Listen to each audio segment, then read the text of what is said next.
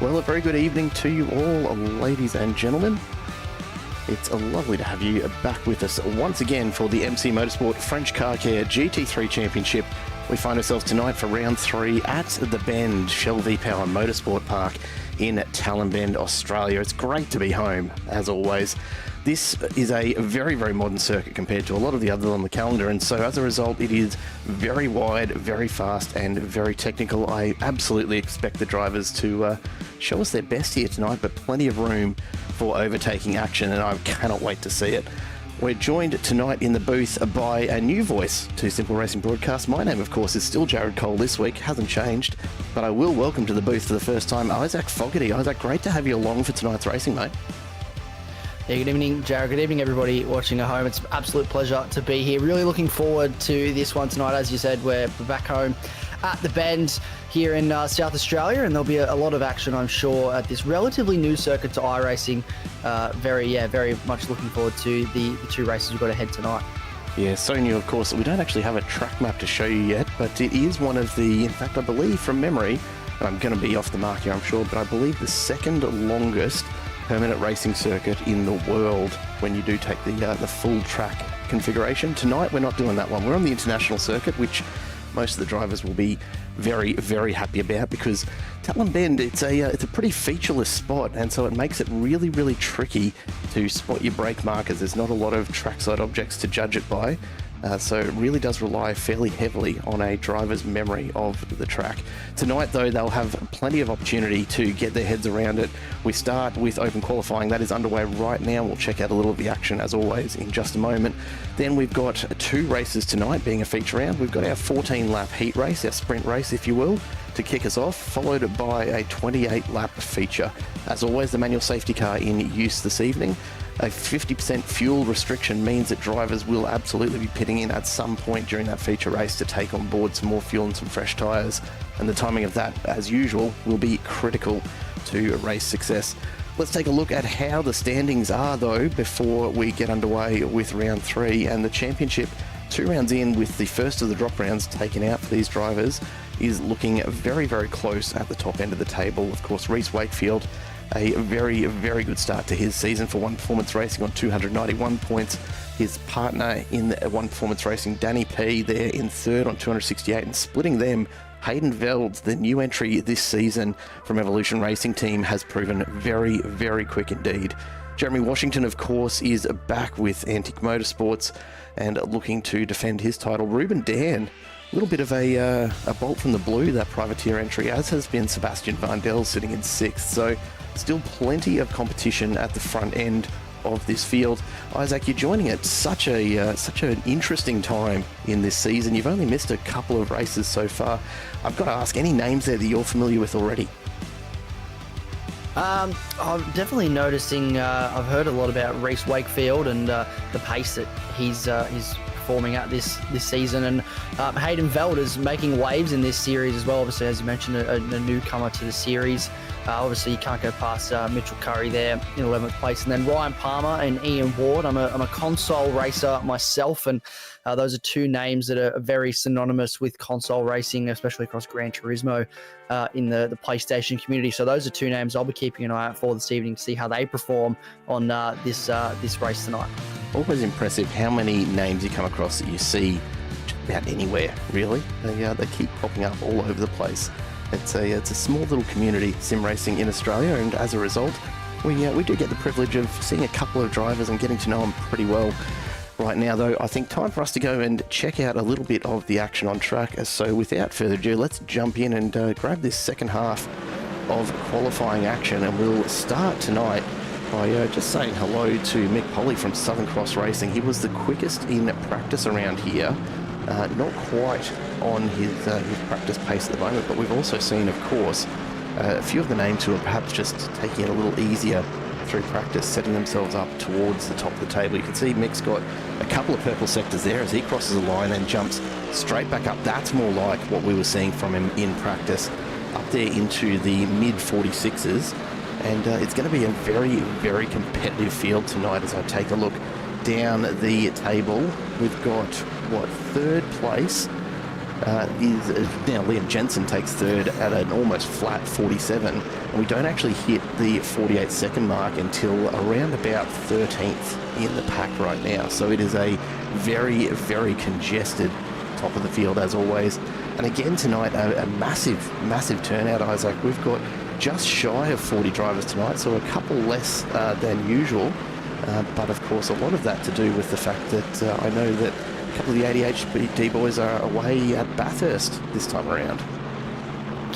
Yeah, well, it's coming up to some real live racing this weekend at the mountain, obviously coming off the back of a long weekend as well in New South Wales, so people coming home from holiday. But looking at the standings at the moment, it seems to be a relatively strong performance so far for the Mercedes drivers, so maybe the Merc stronger at this track than a few of the other cars. Obviously, there's Aston Martins up there as well, of Jensen and Dan in 4th and 5th, but definitely seems to be some names like Christopher Lashbrook, Reece Wakefield down in 9th at the moment, so a championship leader right down the order, about 7/10 off pole so far in this qualifying session, but plenty of time to go, plenty of time to get another lap in, so we'll keep a very close eye on his times as this session progresses, I'm sure. Yeah, let's check in actually with Reece. You can see just ahead of his teammate here, the 2-1 performance entries. It's been rare, even just across these first couple of races, that you see them separated much on track. They do tend to travel as a bit of a pair, and there goes Wakefield to the top of the table, followed immediately by Danny P, and Mick Polly dropping back to 3rd. So looks like at this stage an all-one performance racing front row. However, 5 minutes, look, it's enough time for a couple more laps from a few of these drivers. Seeing a lot of yellow sectors coming through around the place now, unfortunately. Cruz McVee just crossing the line, improves his time and jumps up into 10th for Koala Cartel, one of the new teams that joined us last round, in fact, and good to have them all only booked in. You're welcome, Liam. We've got that sorted for you, mate. And have them properly recognised under the new banner that they've joined into this round. Looking down the list of names, another new entry tonight, and haven't seen him so far this season, but Cody Blackman entered under 2311. Yeah, I can do my Roman numerals, it's fine. 2311 Racing, one of the new entries this evening, and we'll see how he goes as he comes across the line looking to set his first lap and set into 35th, so not a bad start. He's on the board and just finding his way around the bend here tonight. And look, if nothing else, he's turned up in a very, very nice looking car. So we'll give him points for that one, hey? Oh, got to give him points for that. I think this is one of the nicest looking cars. And personally, I think the Porsche is one of the nicest looking GT3 cars in general. So putting a livery like that on this car is just absolute perfection. And, 35th at the moment. It's not a terrible performance at this stage. Obviously, there's still a lot of room for improvement. 4 minutes to go in this session. I'm sure he can find some more time as he navigates past. I believe that's a McLaren off to the side there. But, there's, plenty of room for improvement. As you said, first event for him this season. So he'll definitely be taking some time to find his feet and make sure that he's, not stepping on any toes, but he even want to probably make a few waves this evening. Nice bit of curb usage there across the back end of the circuit. It's just a very flowing circuit, I find, here at the Bend. If you get a rhythm going, it's easy to get into just the groove of how this circuit flows. It really is, and it's a great circuit, particularly in the GT3 cars with all of the downforce that they do have. I tell you what, it's a very different proposition when you get in a Gen 3 supercar, as so many of these drivers will attest to from last season. Hayden Veld finally sets a lap and jumps up to 9th, so had a bit of a struggle with putting down a lap there for a little while. 3 minutes to go, so he's got time for another one yet. I'll tell you what, you're talking about good-looking cars. I don't reckon there's enough Lamborghinis in this field. Sure, Hayden Veld's choice of livery is always interesting, but he more than makes up for it with the pace that he puts on. So it'd be interesting to see what he's got up the sleeve tonight. And I will absolutely just expose my bias by saying the Lamborghini is what I've been focusing the most on in trying to get some GT3 racing under my belt this season. Instead, Reece Wakefield, 3 purple sectors and coming around for the 4th, so he's looking to go even faster. Will we see a 45 here in qualifying for the first time?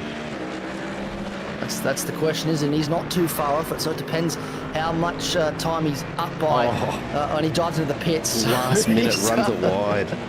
Just teasing us, Reece. Just teasing us.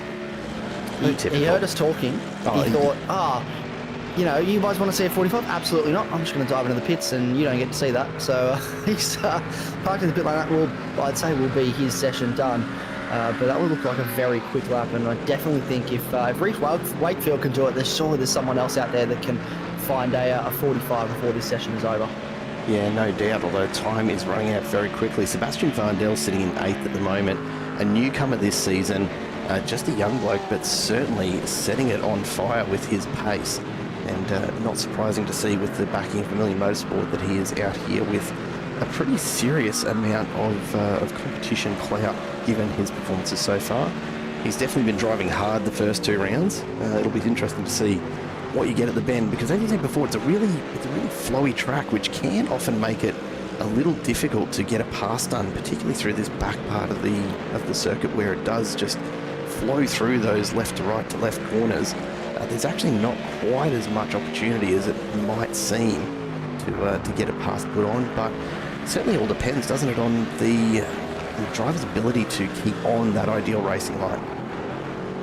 Yeah, it sure does, and you get slightly off the line here, especially through this sector of the circuit, and it's just going to cost you so much time because you have to scrub off so much speed just to be able to make the apex of the next corner and try and link those corners together.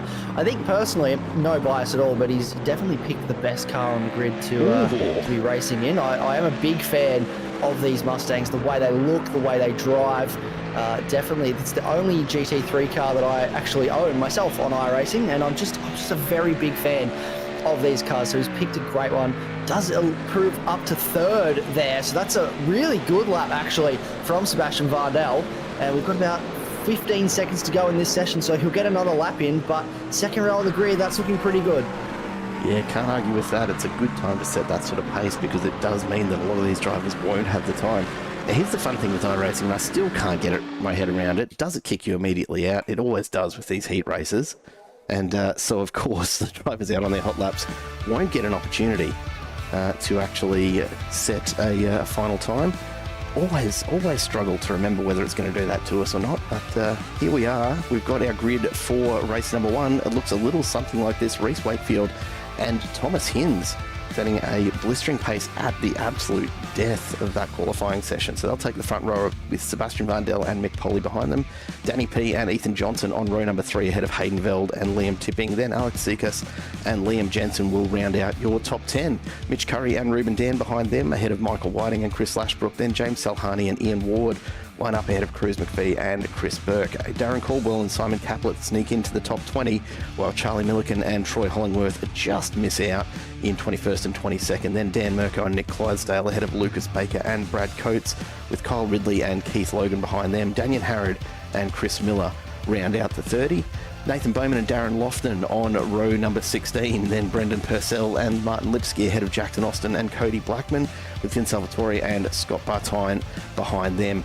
Ryan East, Nathan Allen, and then the rest of race control just showing up at the back of our grid there.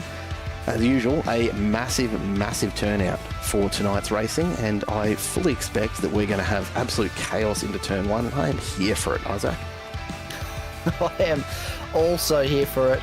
I do like when I'm not involved a bit of chaos into turn 1. So really looking forward to seeing what happens as these guys do get underway here. We've got 2 goes at it, obviously. So, you know, if they don't make it through turn 1 as cleanly, they do get another run at it. Hopefully we'll see both times cleanly though, but you do want to see the gloves off. It is a sprint race, this first race, so every position matters. You haven't got a lot of time, so we'll see some drivers trying to make inroads very early on. A standout for me in that session as well was Hayden Veld down in 7th, second in the championship at the moment, only 9 points behind our championship leader in Reece Wakefield, who starts from the pole, and he's down in 7th.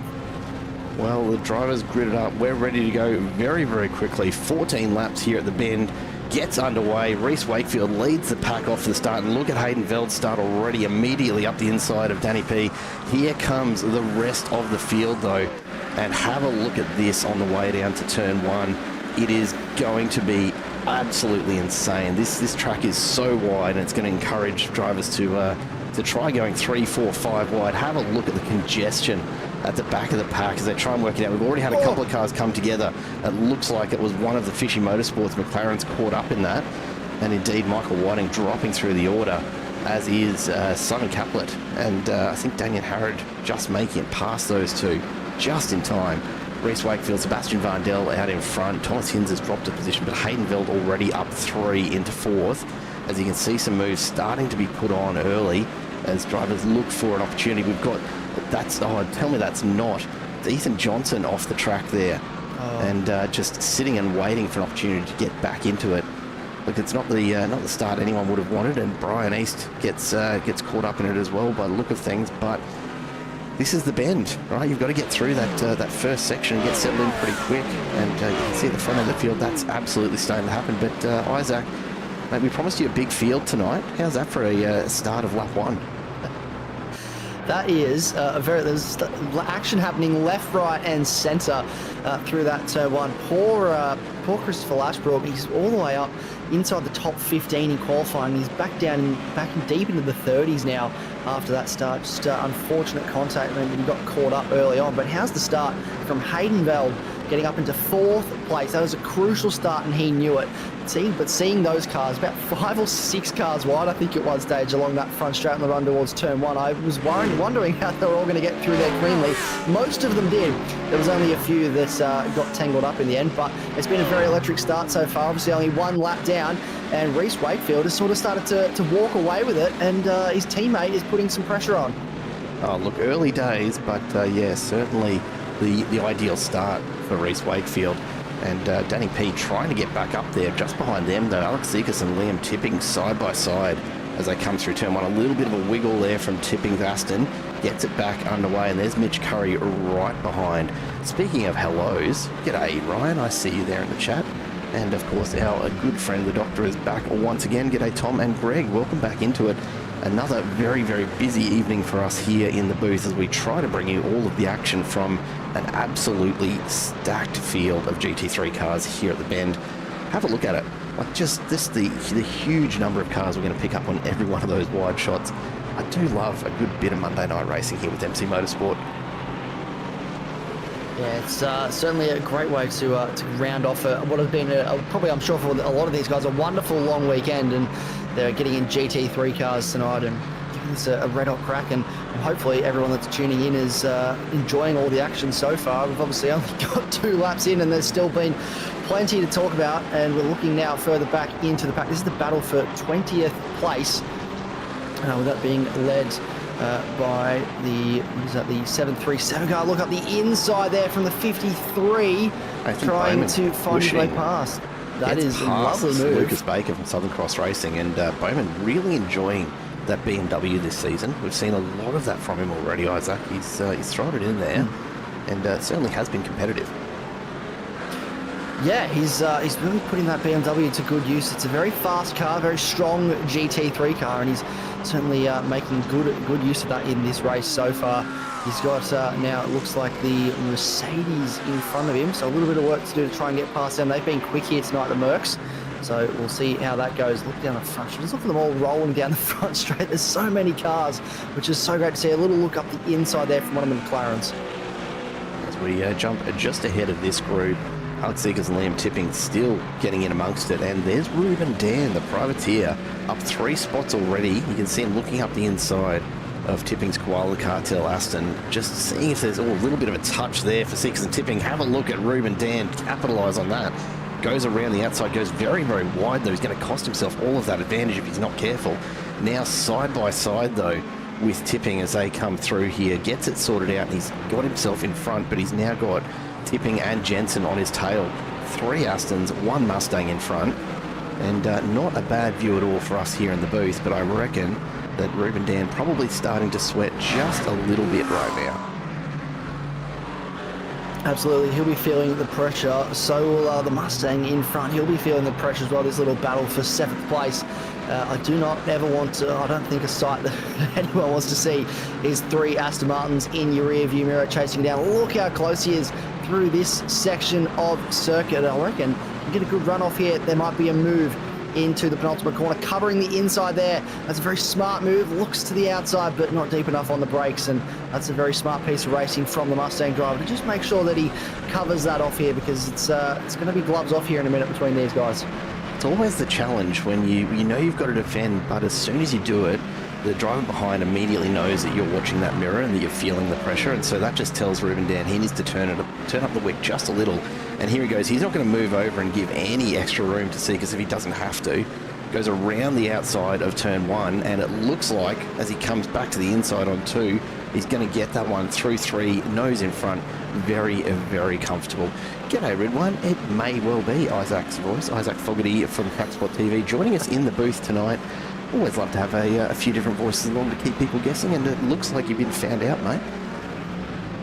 Yeah, well, Ribon's everywhere at the moment, so g'day, Ribon. Great to see you shooting in. But this Alex Zekas, he looks like he's starting to slowly drop off the back of Ruben Dan here. He could be vulnerable to the other 2 Aston Martins behind. It just looks like the tyre wear is a little bit, or the tyre life, I should say, is a little bit better at the moment for these Aston Martins. We have a little disconnect there. I think one of the cars has disappeared. We may have lost.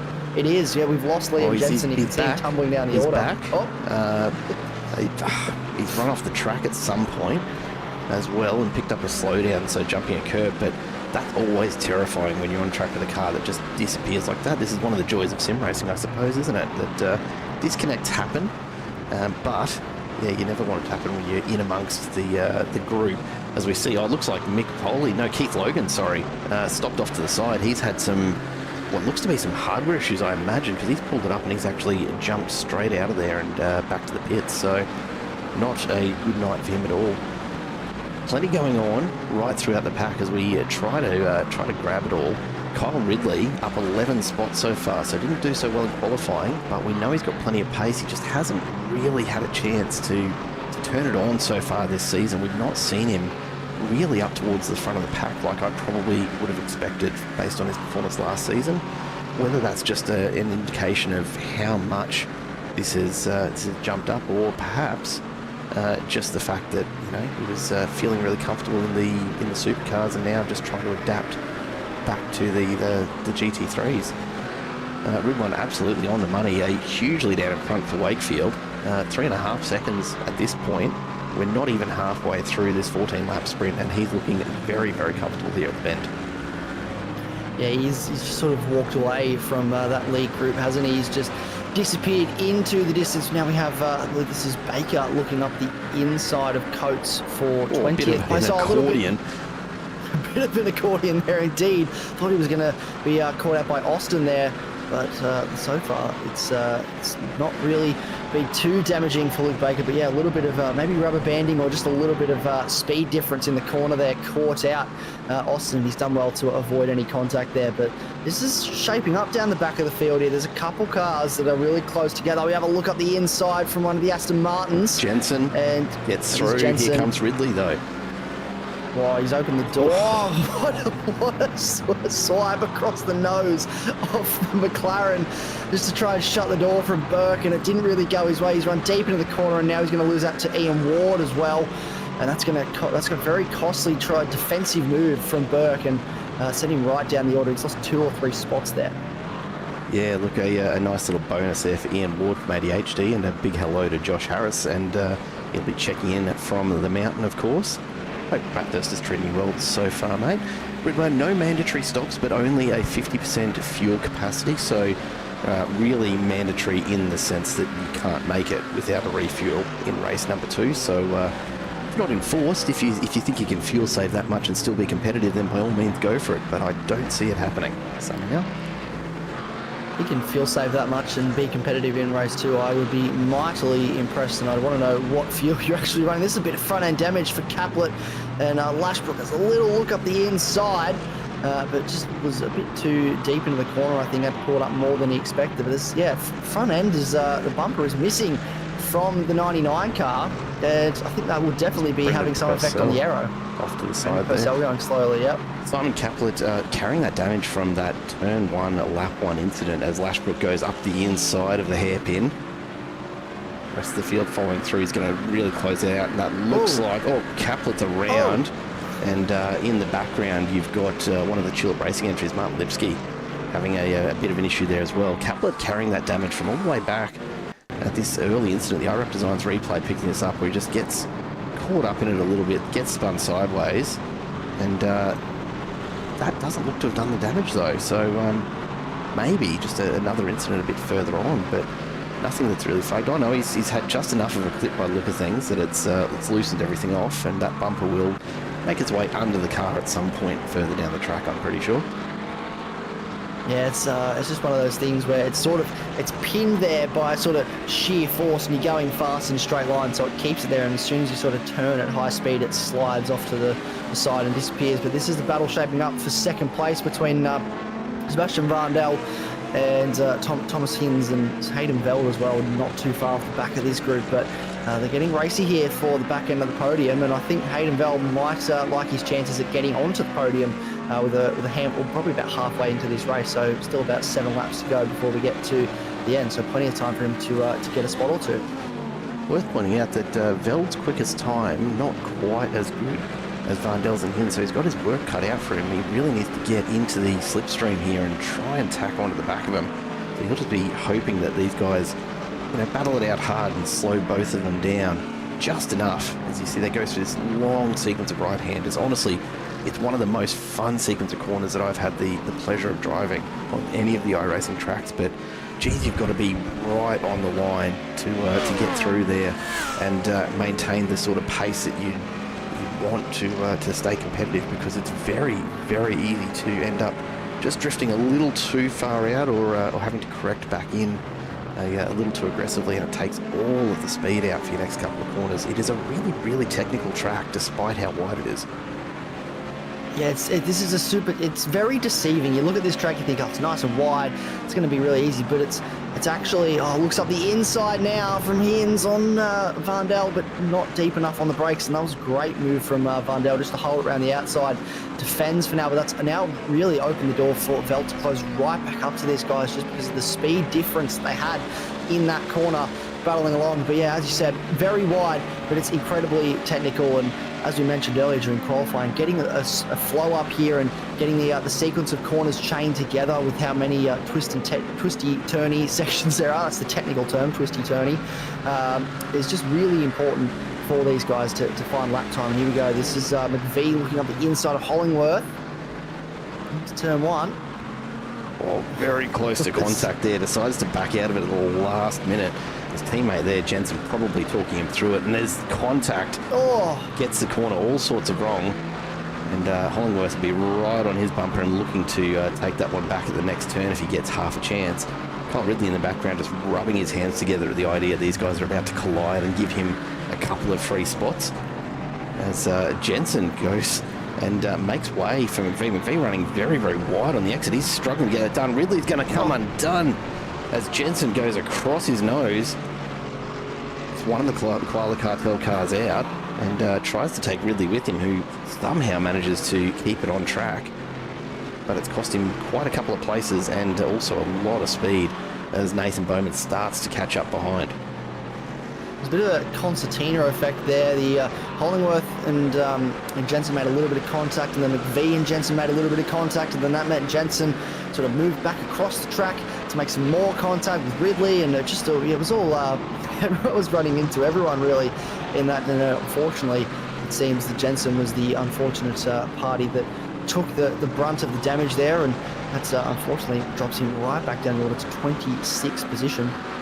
So he's got a bit more work to do after it. It's been a tough race so far for him going off track earlier, which means he lost a bunch of spots. But this is battle shaping up now for 5th place with Polly and Paulton going at it into turn one. This is a very good opportunity.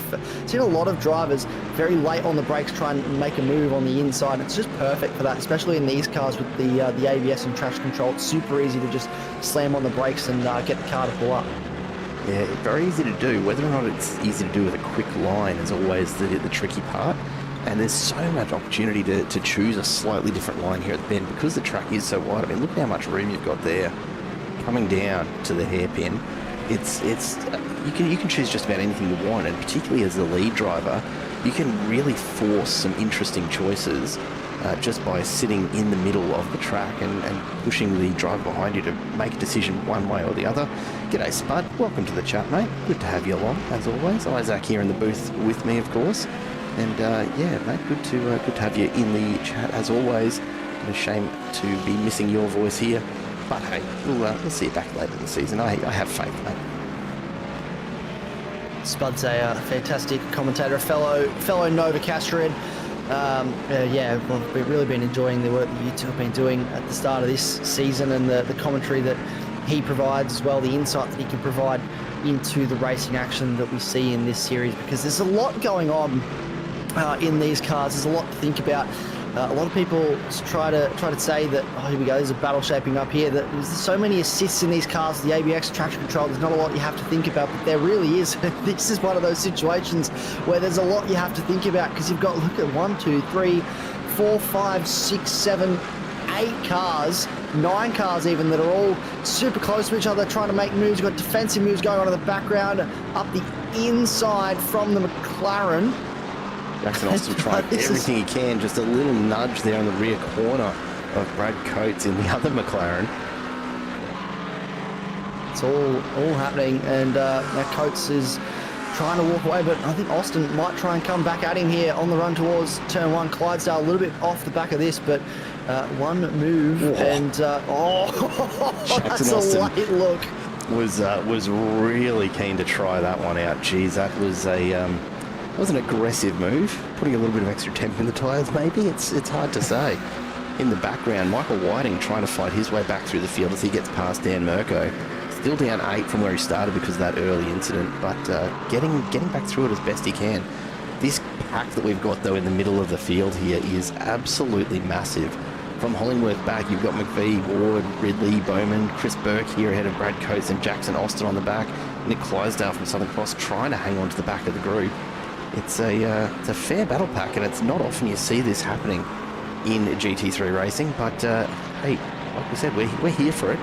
And through we go. Kyle Ridley gets the move done on Ian Ward. Nathan Bowman right behind, looking for an opportunity to do the same, as Ward finds himself stuck in the middle, just puts the nose over a little to defend ever so slightly, and round they go again.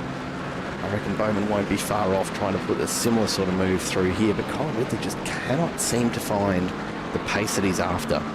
Not pulling away as we're used to seeing him do in previous seasons. So a bit of work for it. Yeah, definitely something I'll have to go and look at. What's going on with this car? Why are they not able to extract the pace that usually he can find? And yeah, definitely some question marks, some heads being scratched there in the garage for him. But Ian Ward as well, he's starting to struggle towards the end of this race. Maybe tyre life, not really sure, but yeah, he's just starting to struggle a little bit. Now he's got Nathan Bowman all over the back of him as they run down towards turn 1. Where is he? He's just sort of melded in. Looks like one car, but I promise you there is 2 there. It just sort of pokes out on the braking zone into turn 1. And he's sitting right in behind Ian Ward. He's making him very well aware that there is a BMW sitting right behind. I am here, and I would like to get past, please. And further back as well, Vince Salvatore has Liam Jensen, Darren Caldwell and Chris Lashbrook all in behind him as well. This is the challenge, of course, of such a massive field, and I can see a bit of conversation going on in the chat from a few of the guys around the field size compared to say other racing platforms that perhaps you might watch occasionally. Yeah, it's a good sized field, to say the least. We've got 38 drivers on track or participating at least in this race. A couple of early incidents taking them out of contention for the bottom couple, but certainly a good sized field and plenty of battles going on right throughout it. So it means there's good racing for everyone, no matter your pace. Always a good chance to get in amongst it if you're keen. Oh, big moment in the background. Jackson Austin flies off the track. Just forgot to brake completely there. Lucky not to go into the wall. Loses only a couple of spots in the end, but bounce it over the curb, and that's going to have him around. He's got to get out of the way quickly because there's a pack bearing down on him. I'm sorry, Jackson, we've caught you at just the wrong time there, mate, but that was a big moment. It was a very big moment. Great presence of mind there to just hit the throttle after that spin and get onto the infield and move out of the way before those cars really just came through, because there's a very good chance he could have got cleaned up if he'd stay where he was. This is back to the battle for 13th. And it looks like Kyle Ridley is trying to get past Cruz McVee. Looks to the inside now, heavy on the brakes into turn 1. That's a lovely move up the inside. No real answer there from Cruz McVee. He just sort of almost walked past him, didn't he, Kyle Ridley there up the inside? But that was a very lovely move, textbook move, and I think that's what they've all been trying to do all day in turn 1. And this battle, I was keeping a close eye on this as well at the top of the order. This podium battle is starting to shape up. Keep an eye on, I believe that's Mick Polly and Daniel Poulton not too far behind as well, because if this goes on too much, we could have a 5-way battle for the podium at the end of this race. The only thing that's going to stop that at this point, Isaac, is that we've only got a couple of laps left in this sprint race to start with. That hasn't stopped Reece Wakefield out in front, though. 7 seconds of lead is just ridiculous. And it'll be very interesting to see what he does with race 2 of course, the reverse top 10 grid being enacted. So he'll be well and truly starting from 10th place. He's going to have a lot to fight through. But if 7.5 seconds now is the sort of pace that we're expecting from him in race 2, I can't say that I'm willing to put my money on anyone else here tonight. No, I definitely don't think there's going to be anyone else that's going to have an answer. Here we go. Hins looks to the outside on the running towards turn 1 on Sebastian Varndell. Deep on the brakes into turn 1. There we go. Draws side by side, but the Mustang has the inside line. That's going to open him up here to Veld around the outside through the first sequence of corners, but he's just not alongside enough to get past the Corvette. Another very nice looking GT3 car, and I have to say, Thomas Hins is doing a wonderful job. He's 19th in the championship coming into this round, so he's doing a wonderful job up in the top order, and really just throwing his weight around in his podium places at the moment. Yeah, he really is. Hayden Veld, though, he's so patient. That's what gets me about him, is that he's not pushing anything in particular. He's just waiting for the mistakes and letting the race come to him.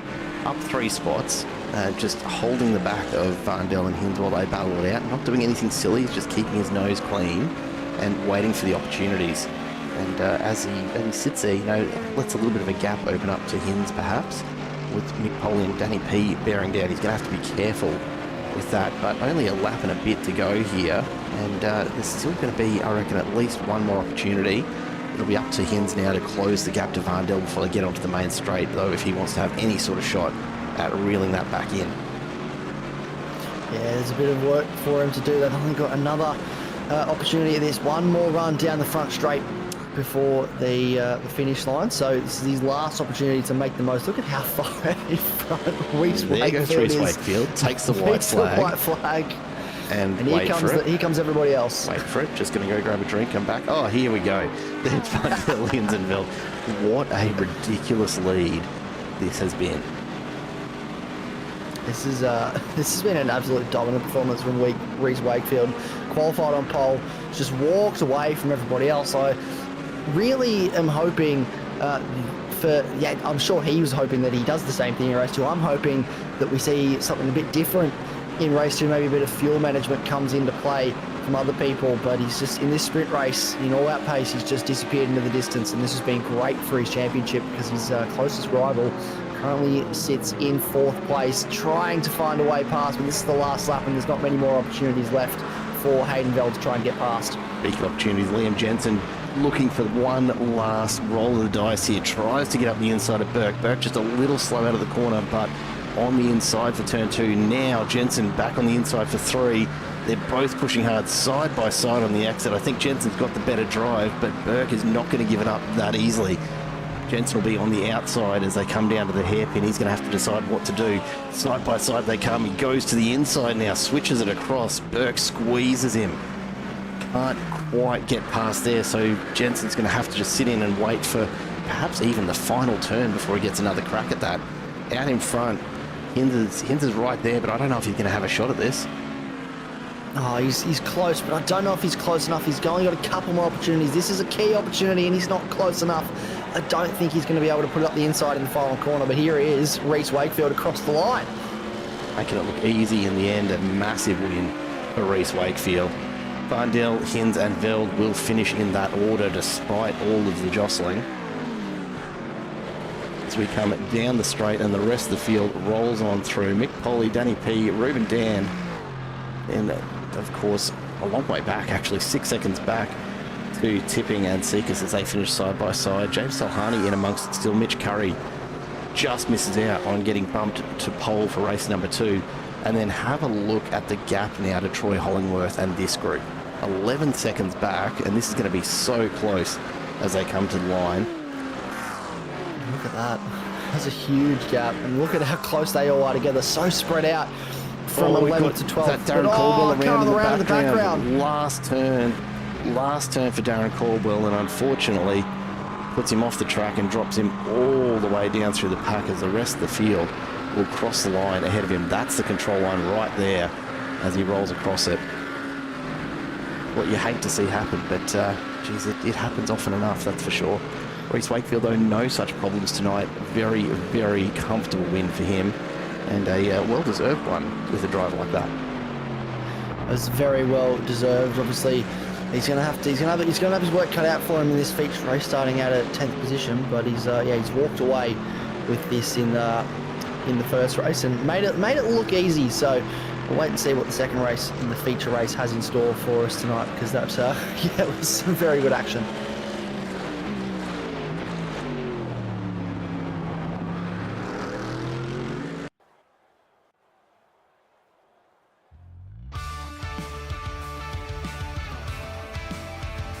Look, I've done a lot of laps at the Bend, so I know my way around fairly good. But no, it was, I think, going into turn 1 after the race start, if I could just, I guess, have enough space to cover myself off to keep P1, I knew I'd be somewhat in a good position. And then Thomas and Sebastian behind were having a little bit of squabble, which gave me a 1.3 odd second lead at the start, and I was like, all right, time to just look forward for the next 14 laps. And I mean, that's what I did. I didn't expect the gap to grow the way it did, but I just did what I did and drove, really. Well, it made it look pretty easy in the end. Almost 9 seconds of gap back to P2. Of course, a reverse top 10, always the struggle when we get into race number 2. How are you feeling about surviving that first couple of laps while you try and fight your way back through? Yeah, the dreaded race 2. Yeah, I don't know. I'm just going to, I guess, see what happens, see what unfolds at every corner, and if I can make my way through, I'll make my way through, but I'll just try and take my opportunities where they come. Like, I won't force anything or try and be as aggressive, because I know I have the pace. I just need to find the opportunities. Well, mate, we'll let you go and get in the headspace for it. You've got a couple of minutes of warm-up and then into it at P10 on the grid, but I suspect we might be chatting to you in a little bit. Best of luck for race 2, Reece, and well done in the first. Well, thanks, guys. Thanks for having me. Reece Wakefield there, just jumping on in to say hello. And while we're at it, a big hello to, I saw him pop on into the chat. There he is, all the waves. 00 Raven from Trackspot TV just checking in with us as well. G'day, John. Hope you're well, mate. Good to have you along for some decent GT3 racing, that's for sure. The results on your screen now. Reece Wakefield taking P1 ahead of Vardell, Hins and Veld, then Mick Polly and Danny P. Ruben Dan home in 7th ahead of Liam Tipping, Alex Zekas and James Salhani, where you will be your top 10 that have the grid reversed to start race number 2. As we said earlier, Mitch Curry just missing out, Troy Hollingworth a fair way back, and then of course the rest of the names roll on through from there. Isaac, your first time checking this one out. I mean, what do you say about that race 1, honestly? There was something happening everywhere, wasn't there? And that's the typical GT3 racing as well. I feel there's always something happening somewhere. Most of the time you'll find the leader or the leaders sort of disappear in the distance from everybody else, but back in the pack is where all the really good action is, and that's what we saw in this race. The gloves were off, people were banging doors and just making sure that their presence was known with everyone else that was around them. It was some really good racing action. We saw some really good moves into turn 1 as well. I think that's going to be a key overtaking spot at this circuit. It looks like the best place to try and make an overtake, especially because you've got that whole front straight to just sit in the slipstream. So I'm very keen to see what happens in this second race. Obviously, the reverse top 10 is going to add a bit of interest to this as well. Yeah, it certainly will. And if you are just joining us in the mid-race break, welcome on in. G'day, Duster. Good to have you along. And Dan as well. lovely to have you all here for what will be a very, very interesting race number 2 here tonight, I suspect. 28 laps of the Bend. There's going to be a little bit of pit strategy in there as well, I'm sure. A reverse top 10, as you said, Isaac. It's going to add a little bit of fun to it all. But yeah, I don't know quite what to expect. We almost survived turn 1 the first time around.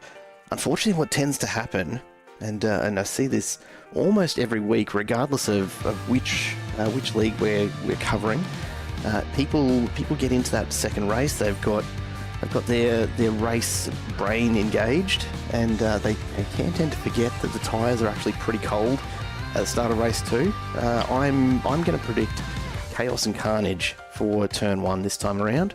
I hope I'm wrong, but it's one of those occasions where I don't think I will be somehow.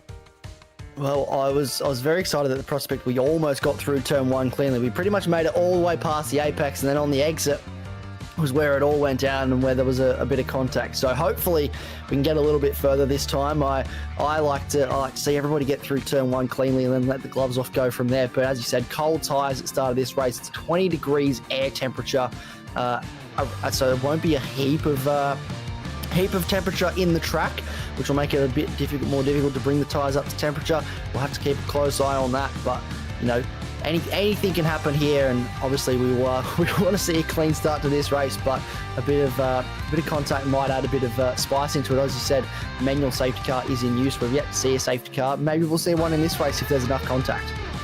Oh, look, I'm absolutely expecting it, honestly. We're just waiting on the official grid as the drivers finish their warm-up session. Not much will change, of course, from the finishing order earlier, but let's run on through it anyway. James Salhani and Alex Seekers will take the pole row ahead of Liam Tipping and Ruben Dan, then Danny P and Mick Poley ahead of Hayden Veld and Thomas Hinz, Sebastian Vandel and Reese Wakefield rounding out the top 10 that are reversed from race number 1. Then Mitch Curry and Troy Hollingworth ahead of Kyle Ridley and Cruz McVie, Nathan Bowman and Brad Coates behind them in row 8. Then Ian Ward and Nick Clydesdale ahead of Michael Whiting and Dan Mirko.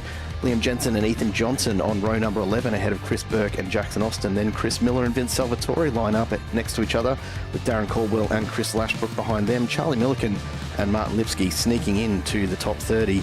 Lucas Baker and Brendan Purcell just behind. Simon Caplet and Darren Lofton 33rd and 34th, and Daniel Harrod and Brian East with Keith Logan and Cody Blackman at the back of the pack. Scott Bartine and Nathan Allen both in race control this evening. I am pretty certain. I don't think we've seen Scott out on track. It looks like he's got safety car duties this evening, but hopefully won't see too much driving from him.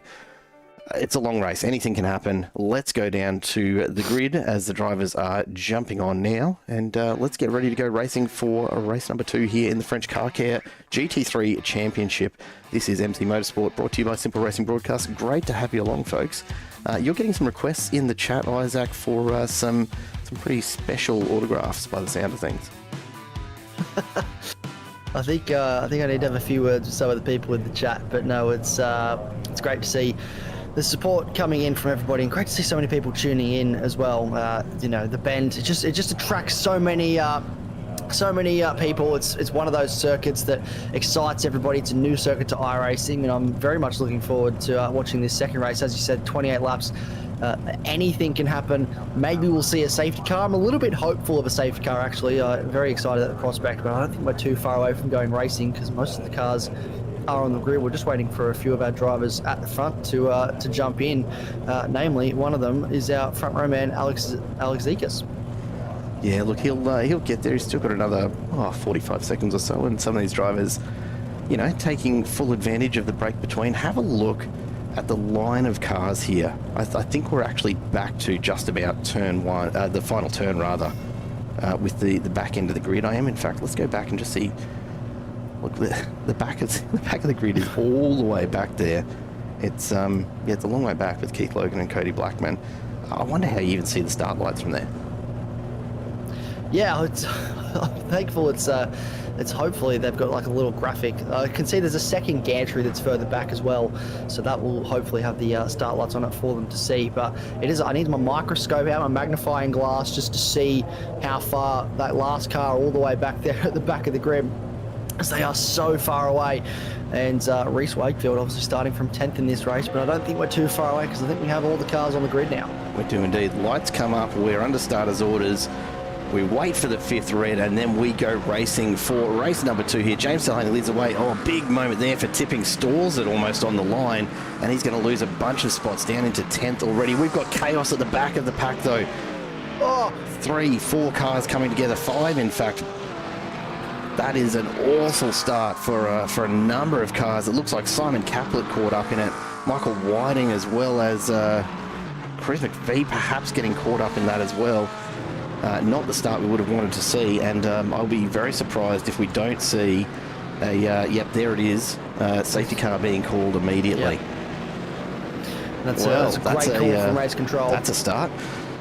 It is a start. A great call from race control to put these cars under the control of the safety car, get them in order. That was a very difficult start for Simon Caplet. He just hasn't had the luck in these starts, as he got caught up at that incident at turn 1 that wiped away his front bumper, and now in this race barely made it off the start line before he was caught up in an incident as well. So a difficult start for him. Obviously it wasn't great to see Liam Jensen stalling it off the line. He's now all the way back in 26, but yeah, it's very interesting start, that's for sure. And we predicted maybe a safety car. We've got one straight away. Yeah, look, I was expecting to at least make it to turn 1 before we had that incident. But anyway, we'll go back. It looks like Chris Miller, the first one to get caught up in this off the line. So look for the lime green Fishy Motorsports back there. Just, that's really unfortunate. It's just not getting rolling there for, it looks like that was, who was that actually back there that struggled off the line? Chris Burke, I think, the privateer. Burke, yeah. Just didn't go anywhere at the start, and Michael Whiting actually probably getting away with it easiest. Darren Caldwell, unfortunately, just straight into the back, and then just gets clipped and gets clipped again by Mick Poley, and yeah, not the start that he would have been hoping for either, I'm sure. No, not at all. That's a very unfortunate start for all of those guys. Very messy start. It's so easy to do is to try and stall cars, and you can see them now rolling onto the front straight, and they'll come under the control of the safety car as they just try and get some heat into those tyres. Now, we spoke about how at the start of this race there was going to be cold tyres. That was going to be a difficult thing to manage, but this is the opportunity now for all of these drivers to just sort of try and get a bit of heat, scrub them back and forth across the road, and by the time we go green again, hopefully have some more temperature. But the cloud covers come across. We had sun just a lap ago, and now the cloud covers come across, which will make it a bit more difficult to try and get heat into those tyres. Got some requests to go back and take a look at Hayden Veld's start. Let's check it out. That wasn't Mick Poley, incidentally, getting caught up down the back there. It was another Southern Cross entries, might have been Lucas Baker. But Hayden Veld, off the start, just goes to the inside and says, "See you later." I'm right through, and if it wasn't for the move to the very inside there from the Murray Motorsport entry, the Murray Performance Racing rather, of Alex Zekas, I think he would have been right up there challenging with James Salhani from turn 1. A massive jump off the line, and Hayden Veld making the most of a fairly clear run down the main straight.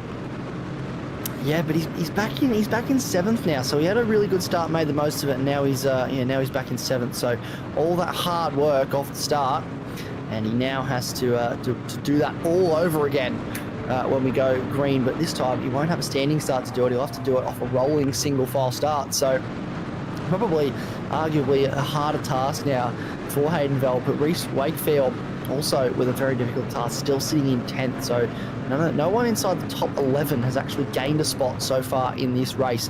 Nathan Bowman actually up 3 spots into 12th. So he's one of the biggest movers off the start of this race. Chris Lashbrook as well up 6 spots into 22nd off the start. So he's making the most of this as well, and steering clear of incidents. So hopefully once we go green again, we'll see some of those guys in the back end of the top 10 start to put some moves on to move forward.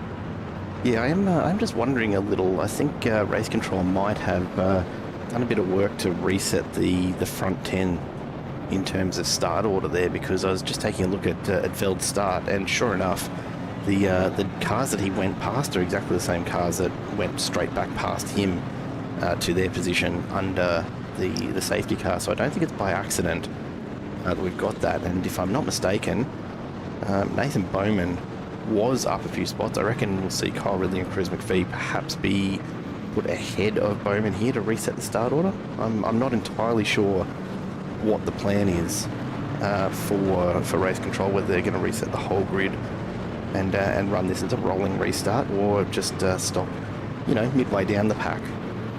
It's I must be honest, I'm not familiar enough with the rule book to know exactly what the plan will be here with race control, but best of luck to them in figuring it all out. That sounds like a headache that I don't want to have to deal with, so I'm very glad that I'm not the one that is in race control at the moment.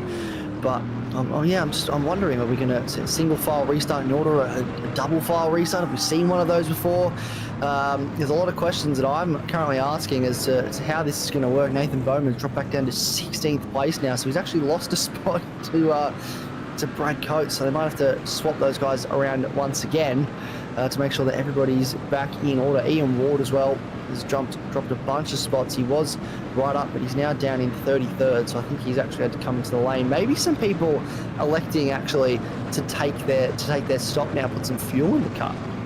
Well, look, it's not an awful idea, but given that it's a fuel tank capacity limit, I don't know how much benefit that's really going to serve. We've seen races before where the setup limits the starting fuel, but they can actually fill to 100%. That's not the case here. It's a 50% tank limit, so there's actually no real advantage to pushing an early stop here under safety car and topping off the tank, because you're only going to get back up to that 50%. That's definitely not going to be enough to get you through 25 more laps. Even if you are saving heaps under the safety car here, I can't see that being enough fuel to make it home. So I don't know, maybe a little bit of damage to be repaired there. Either way, as I take a look, the restart orders, it's back in order, back to about Brad Coates and Nathan Bowman in 15th and 16th. I think with a field this size, what do you do about Cody Blackman up 12 spots in 26th right now? Does he have to drop all the way back down as well, or do we just call it at the front 15, because that's kind of where the carnage started off the starting grid. Again, best of luck to race control figuring this one out.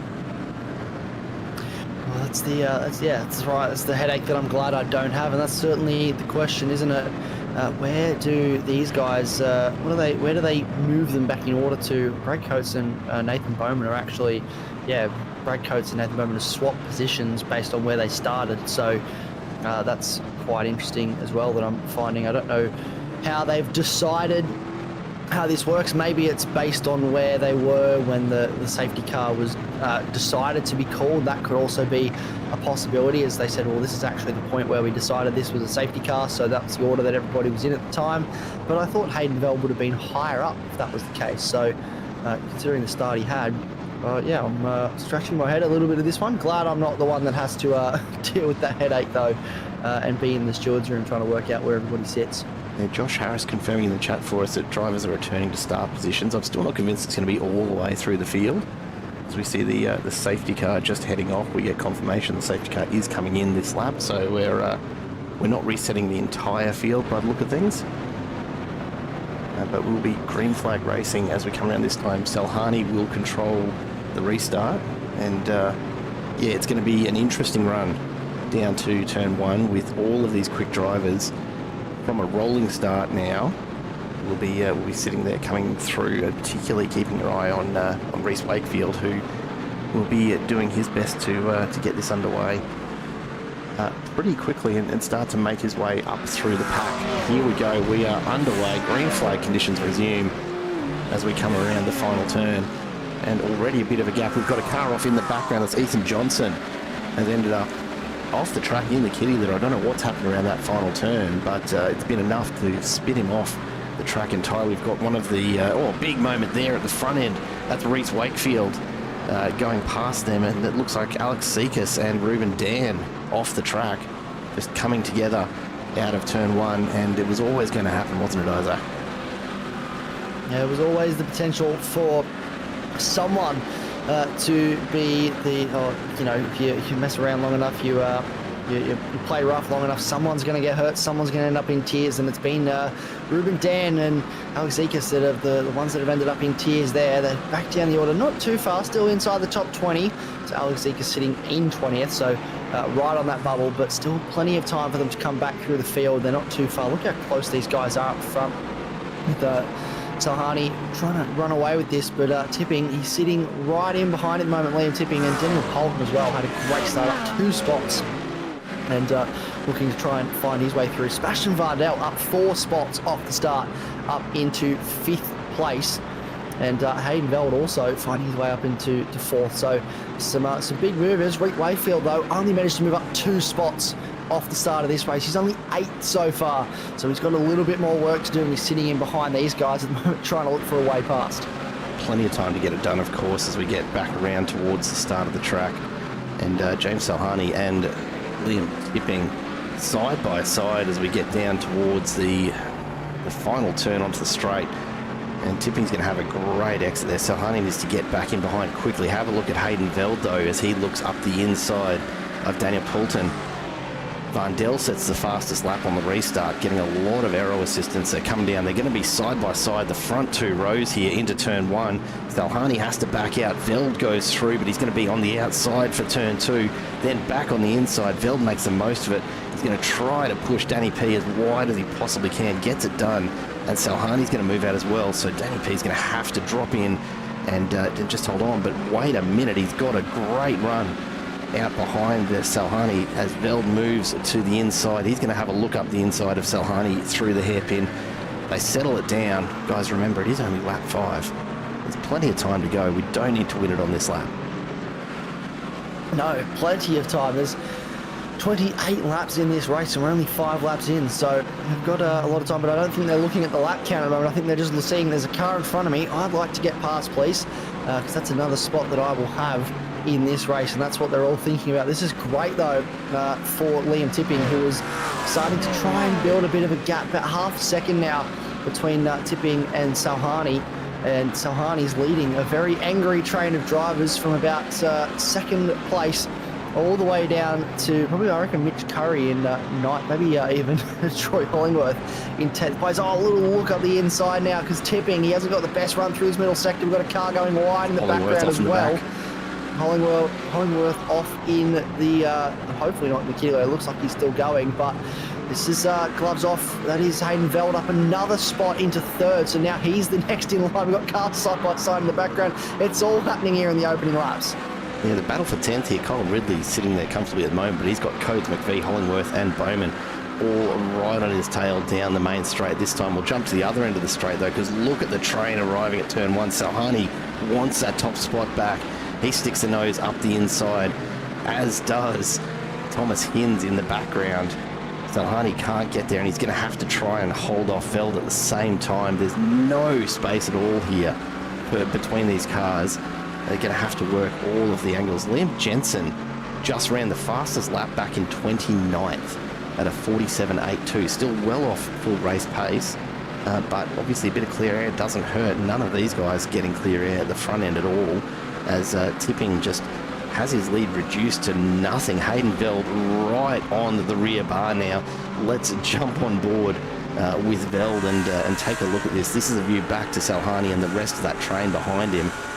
But this is what he's looking at in front of him, the giant rear wing of Koala Cartel. Bring back the biff. I don't know if that's a great thing to be putting on the mind of the driver behind you when you're sitting in first, Mr. Tipping, but best of luck to you. Hayden Veld is just going to stick to that rear bar, and he's looking for an opportunity as they come around, getting closer and closer to that front straight where he's going to have another crack at this at turn 1, I reckon.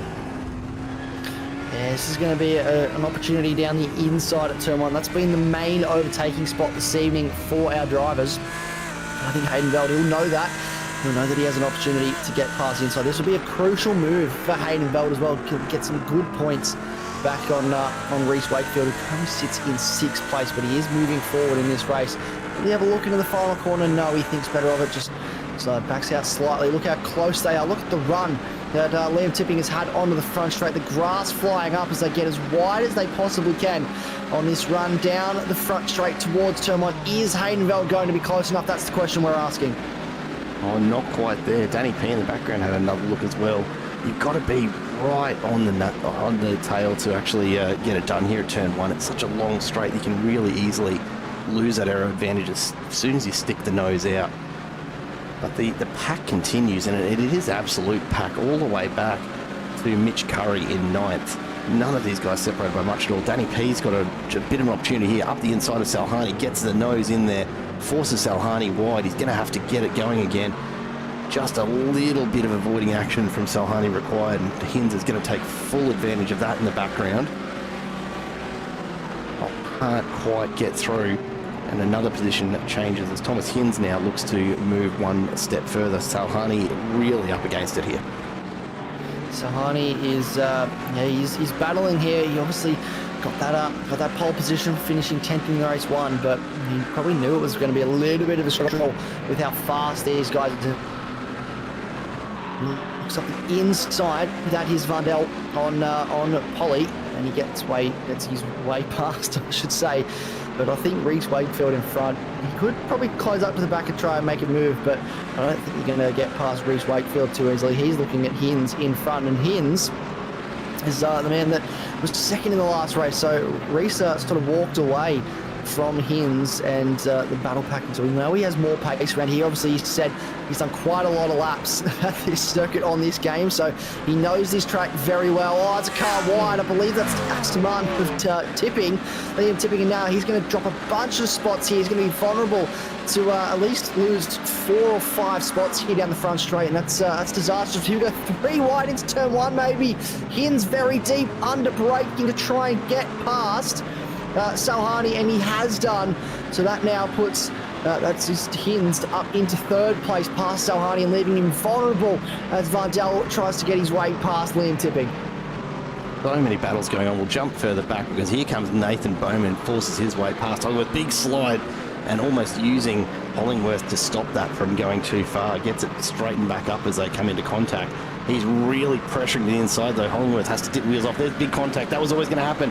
And in the background, Hollingworth's teammate, by the look of things, Alex Sekas has actually come off worse there as the contact from Hollingworth into Bowman sends him spinning off the track and takes Alex Sekas out with him. He will be fuming at that one, I can guarantee it. There's a lot of red mist already, and we're only lap 8. There's still so far to go in this race, as we see Nick Clydesdale just getting absolutely monstered by Johnson's Aston Martin. And here comes Daniel Harrod as well, as he has a look up this side, up the inside. Yeah, this battle going on for 18th place. Johnson is now disappearing into the distance, and Clydesdale, he got the Harrod in the background in the Mustang, trying to find his other, still side by side as well. Look at these guys. It's this is non-stop action, this racing. It's quick, really good to watch. Just how many cars are constantly pretty much going side by side with each other. We talk about how this is a very technical circuit, very difficult to make overtaking opportunities work. Double overtake from the McLarens, and now we're jumping back to the battle for 4th because Salhani's coming under pressure again from Vandel, Wakefield, and then Polly and Tipping as well. So we've got Mitch Curry. Look at Mitch Curry lurking in the background, ready to just pick up on any mistakes that these boys make, because this is side by side still between Polly and Tipping. It's all going on here at the front of the field, and it's only lap 9. We've still got 20 laps to go in this race. Neither of these drivers giving an inch either. Tipping and Polly both sitting side by side. You see Polly jump to the inside as they get to the hairpin. And just a little bit of smoke there, maybe a locked brake as he tried to get the car under control. Polly and Tipping still side by side. I don't know how this is going to play out, because I've never seen anyone manage to maintain a side-by-side run through this section. And indeed, Polly just has to make the choice, drops back in behind, and Mitch Curry right there to tack onto the back and just get the tow along from both of these guys. Just battles absolutely everywhere throughout this. Let's jump a little further back in the field, because have a look at this battle going on for, I mean, what do we even call this? We call this P15, maybe, I suppose. You know, Dan Merko's a half second ahead here of Ethan Johnson, and behind him you've got a second gap to Salvatore. But then take a look at this. We've got immediately Chris Miller and Darren Caldwell getting into it again. There's cars side by side absolutely everywhere we look. Chris Lashbrook now just forcing his way through on Ethan Johnson. Johnson's going to look for a bit of an over-under here. Can't quite get the traction down, but now he finds it, and they're going to be side by side. He's going to try and go around the outside of this turn. This is absolutely mental here tonight at the Bend. I take back everything I've said about this being a difficult track to pass on, because apparently everyone's able to do it tonight. Just no one seems to be able to actually hold on to the move once it's done. They're immediately under attack again. It's one of those things where it's super easy, I think, to get an overtake, to start the maneuver to make an overtake, to get up the inside or to get around the outside. But then because you're on a different line to what the racing line is, you're so compromised for speed that it's so much easier for the other car to then find a way back past. As we look up the inside now, Veld on Polton to get up into second place. These guys are still going side by side, and that's what I mean. You can get up the inside, and it's super easy to draw alongside to get the move started, but to execute that move, and because you're on the compromised racing line, you're on the dirty side of the road, it's just making such a difference here for these guys to be able to hold on to those positions. So as you said, we're seeing a lot of moves started, a lot of people having a look up the inside or around the outside, but just not being able to pull it off because of how crucial that racing line is and how much grip is on that racing line compared to off it. Every time we look away, something's happening. Salhani's had to run wide there as Vandel goes through, and Wakefield makes the most of that. Salhani immediately straight back onto Wakefield's tail, so he's not letting that one get away. In the background, Ethan Johnson just squeezes through on Dan Mirko, and then behind them, like, have a look at this run as well. You've got Chris Miller, who just continues to be in amongst it all. I don't have enough of a timing screen to track all of this at once. It's absolutely ridiculous. There's so much going on up and down the field. You can see Clydesdale all the way down to Jensen in 25th. There's less than a second between each car. Look at this train of cars as we jump to the front of the field. But there's more trains of cars. We're looking at Mitch Curry now, trying to find his way past Liam, tipping up into 8th place, side by side into turn 1, but he's not deep enough on the brakes. He's going to look to the outside, a little bit of contact maybe as they run through the exit of turn 1. They're still side by side through 2 into 3. Mitch Curry's still there, and he finally gets the move done, but that was super difficult, and there was no way that Liam Tipping was going to make that easy. Have a look at the chaos through turn 1. We just had about 3 or 4 changes of position happen there at once. We're watching Nick Clydesdale and Chris Miller at the moment, but behind them you've got Ian Ward and Liam Jensen side by side. And Ward just trying his best to hold Jensen at bay. Watch for the flick to the inside. There goes Jensen now. He'll look up the inside of this hairpin. Can Ward actually hold it though? He'll be on the inside for the next turn, and certainly gets well set up there. Just ahead, Nick Clydesdale under huge pressure as Darren Caldwell wants the inside line here. They're going to go side by side through this section. That's a really tough one, because as soon as Clydesdale backs off it, he's going to be swarmed from behind with Blackman, Jensen and Ward all just sitting in wait. How do we even keep track of this tonight, Isaac, honestly? It's such a difficult thing to keep track of. There's so many battles going on up and down this circuit. Contact there, Salvatore. A little bit of contact. He's standing wide. And Harrod takes the position, and then on the brakes, and Salvatore loses another position there. Just cuts across the nose of Caldwell behind him as well. Just a few little bumps. Meanwhile, Danny P out in front, setting the best lap of 45.775. So we're into the 45s now. I don't know that we're even going to spend time watching for the fastest lap too often here, because there's going to be too much battling for anyone to get too close to that number very often, I reckon. Hollingworth and Lashbrook now, as they come down the main straight. And then behind them, Darren Caldwell and Vince Salvatore are side by side as they're coming down towards turn 1. This is going to be a battle of the late breakers, as always. Let's see who blinks first. Let's see who blinks first. Deep under the brakes, and it looks like it's Salvatore going to be blinked very early. Salvatore did leave very early in that. And now Cody Blackman, man, he's doing a great job. He's up 16 spots so far in this race, which is just an amazing effort for his first event here at Mitch Curry Motorsports and in this GT3 series. really taking a shining to this so far, and finding his way through the field. Struggled in qualifying, but definitely making use of that race pace in the Porsche. Revolution iRacing checking in, some interesting driving going on in this race. Look, absolutely. It's incredibly competitive here tonight, and I suspect there's going to be a lot for race control to look back at. There's been a few moves that we've seen along the way that have been, look, interesting to say the least. It'll be a question of whether or not they're getting called in, of course. Kyle Ridley has his own little battle going on. Brad Coates and Cruz McVie right behind him, but he's hanging in there for 10th at the moment, which is a bit more like the pace that we were hoping to see from Ridley this season. So whether he can hold it for another 16 odd laps will be the question. Further back through the field, Ian Ward has a big look up the inside of Nick Clydesdale. Can't quite get it there. He's going to have another crack at it here, though. Gets alongside. They're going to have to sort this out as they come through, because here comes Jensen, who's forced his nose in there and pushes Ian Ward out wide. He's going to end up on the outside of this turn. He's going to have to really fight to stay in touch here, as we've got in the front of these guys. That's Dan Merkel, I think, off the track and just rejoining. But here we go, side by side down the main straight. Ian Ward gets the better run, but Liam Jensen will have the arrow pull down the straight. Whether he can hold on all the way down to turn one is the question. I think he's just a little too far off the back. Yeah, he's just not close enough on the run towards turn one. We've seen that. You need to pretty much be side by side throughout that entire front straight to make any sort of inroads up the inside into turn one, because even if you can make a late braking move, it's just not enough to get past. Here we go. This is side by side for Ruben Dan and Brian East.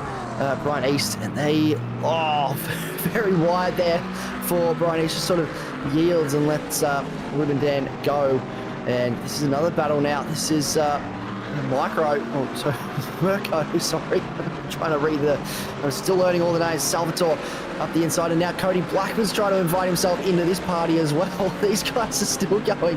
This has not stopped, I don't think, this battle for the last 13 laps. These guys have been gloves off ever since that safety car light went out. They have not left each other's side. They're pretty much glued to each other, I think. Yeah, they absolutely are, and this is the thing, right? There's a fair bit of decent driving going on up front, but nothing quite as close at the moment as what's happening back here in, what ordinarily in most leagues, most series would be the absolute tail end. This is just the mid pack of this race. These are the battles for at the front of this line of cars. Really is P16. So we see Reese Wakefield and James Salhani coming in for the pit stop. So halfway point, we will absolutely see a few of these pit stops start as Cody Blackman goes through and picks up another spot, now up 17 and into 21st. So he is driving it very, very well from the back of the pack. Let's see how many of these drivers do go for the pits here. Surprising that we're only seeing the one in Liam Jensen by the look of things, who's made the jump across, because some clean air here kind of sounds inviting as a driver, doesn't it? Surely. Oh, absolutely. The big inside move from Blackman sends it past Mirko. Looked like Mirko was sitting still. How is that for a move from the youngster up the inside of Dan Mirko? Just sort of, walked past him, really. Just said, thank you very much. Mirko must have a little bit of a look back at him, but Cody Blackman, he made that look very easy, and I think you're right. Clean air will do a world of good. Very late on the brakes from Mirko. He did well not to make contact there with Cody Blackman. He's got a very dangerous rejoin, though, a very messy spot to try and rejoin with so many cars coming through, and he tries to do as best he could, but when he's run off the road, he's going to lose a handful of spots here and drop right back into the deep 20s. This is Ian Ward now, not too far off the back of Salvatore, but clean air, I think, for Reese Wakefield especially, this is going to be key. He's trying to move forward, cannot get past Sebastian Vardell, so this is the opportunity he needs to undercut and try and find his way past. Yeah, look, it won't be much in it, right? I imagine we'll see the front sort of, front 10 all start to hit probably around about lap 20, but it's a real question of who wants to risk it on undercut. We see the two Southern Cross Racing entries caught up in amongst it. Now that looks like I think that's Lucas Baker, who's actually a lap down in the Porsche behind Nick Clydesdale, but yeah, it's a real tough strategy call. There you go, Kyle Ridley and Ethan Johnson both in now, and we're just going to see them start to trickle through. Out in front, though, these three still haven't managed to really separate themselves from each other too much here. Hayden Veld holding on I mean, by comparison, reasonably comfortably. Certainly not Reece Wakefield levels of comfortable from race number 1, but Danny P and Thomas Hinz really battling it out for second and third right now, and neither of them giving an inch. No, neither of them are yielding at this stage. They are pretty much just sitting nose to tail at the moment. Velda's probably tried to get away a little bit here, but it's just not as much as he would have liked. Paulton and Hinz are working together here to try and keep up close. This is Reece Wakefield trying to find his way past Lipsky, and now he's got Ruben Dan for company in front of him. So this is crucial though for Reece Wakefield. This is traffic. This will affect the undercut that he can get on Sebastian Varndell and maybe even the cars in front. So he needs to have a good few laps here, and having cars in front that are battling for position, so they have every right to defend it, is not what Reece Wakefield needs. And Ruben Dan, he won't make this easy, that's for sure. Yeah, look, I think if you're going to be caught behind someone, Ruben Dan is probably not a bad choice for that. Only because, you know, he's going to have decent pace. I mean, he did come in on lap 4, so whether that was an attempt to fuel to the end or whether he's going to have to go back in remains to be seen. But Dan has had decent pace all night, and indeed so far this season, so at least Wakefield can feel fairly confident that he's going to get a decent sort of tow here. Meanwhile, look at this, we're looking almost 3 wide as Ian Ward finds himself on the inside with Nathan Bowman behind, and Vince Salvatore in amongst it as well. Cruz McVie goes in for his pit stop. These guys just keep throwing moves at just about every turn. It's really, really surprising to see the number of attempts that have happened here. As we see, who's that jumping on in? That's Chris Burke, I think, on the way into the pits there. Hollingsworth as well. Hollingsworth, sorry. Into the lane. Oh yeah, Hollingsworth and Lipsky's now diving into the lane. So we've got a few cars starting to blink more. They're just going in sort of in batches, aren't they? Just a couple of cars at a time. It's almost like there's a limit on how many cars can be at the pit lane at one time, because you only see 3 or 4 cars in there on any one given lap. And the question is, how long will these guys out in front run for before they decide enough is enough and it's time for tyres? It seems that Hayden Veld is starting to put the foot down a little bit, pulling away. Paulton and Hinz maybe getting caught up a little bit in a battle here with each other, which is affecting them. And they'll want to not carry this on for too long, because they will get caught and maybe undercut potentially by Reece Wakefield if they're not careful, because he's putting the foot down, trying to get past Ruben Dam. Get some lap times in, but will they come in this lap? Will they stay out longer? That's the question that we're starting to ask. What is everyone doing for strategy? Yeah, you know what is really interesting? We're seeing those dribs and drabs of drivers coming in to the pits, as we see Thomas Hinz now get in there. And don't ask me to say dribs and drabs of drivers 10 times fast, because I won't get it done. But it's really put some gaps into the front half of this field. You know, we had massive runs of drivers all within sort of half a second of each other through the whole of the top 15, and all of a sudden that's really spaced out just from a few key drivers, creating some gaps in there and really taking away the aero run. It's going to be interesting to see how it does play out on the other side of pit stop zone. Yeah, it's just going to be interesting to see, and that's what I'm just trying to monitor. Reece Wakefield has now found his way past Ruben Dan, and he's got about 6 seconds to the car in front, who's actually just dove into the pit lane. So there is clear air now, I think, for Reece Wakefield. He's got really nothing to worry about. Actually, no, he does have about 6 seconds to the car in front. So he is catching, though, very quickly to the back, and he's got Thomas Hinz just in front of him. So Thomas Hinz has come out of the lane, and he's about a second clear of Reece Wakefield, I think. Looking at the numbers, yes, there he is just in front. So that is where Reece Wakefield currently sits, which I think at this stage means he jumps and will get past Sebastian Varndell once the stops sort of work themselves out. If not get past, it's going to be incredibly close, because he's flying at the moment. Yeah, it'll be one to watch, won't it? He's spent about, 48 seconds in the pit, so a very, very fast stop, as always, from Reece Wakefield. The gap up to Hayden Veld at the moment is just on 49 seconds. So at this pace, if he can keep it up, and with Thomas Hinz in front, I've got no doubt that he's going to be able to. I'd expect that both Hinz and Wakefield are going to come out at the lead of this race, but it will depend. Here's a good test case. Sebastian Varndell into the pits now. So that gap was just shy of 45 seconds when he came into the pits, which should see him come out. I reckon he'll almost come out right between Reece Wakefield and Ruben Dan at this rate. Well, we're about to find out. We're about to get a really good indicator of where Hayden Veld and Daniel Poulton might sit after their stops. And the question is, how long will it take for Sebastian Vandel's Chris Lashbrook's also into the lane from 8th place, and Damon Harrod and Chris Miller. So we're starting to see quite a few cars come in now as they get towards the end of what they can probably do with these tyres and with this take of fuel. And whereas they come along the front straight now, where is Sebastian Vandel? He is leaving the lane at the moment. I think he will be jumped by these guys though. The painful crawl. He's going to slot in behind Ruben Dan as well. He will slot in. So that's where he sits. And keep in mind, he was in front of Reece Wakefield before these stops played out.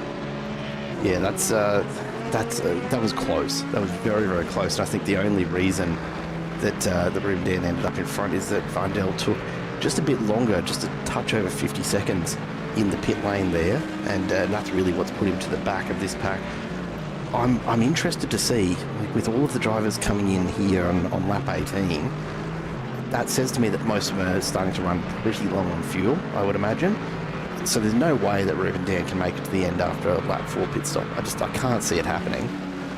If he does, it's going to be some kind of a miracle. It will absolutely be a miracle if he can make that happen. We've got to keep a very close eye on what happens here with these pit events. Who's going to be in the pit? Daniel Poulton and Hayden Veld are into the pit lane. So here we go. This is what we need to.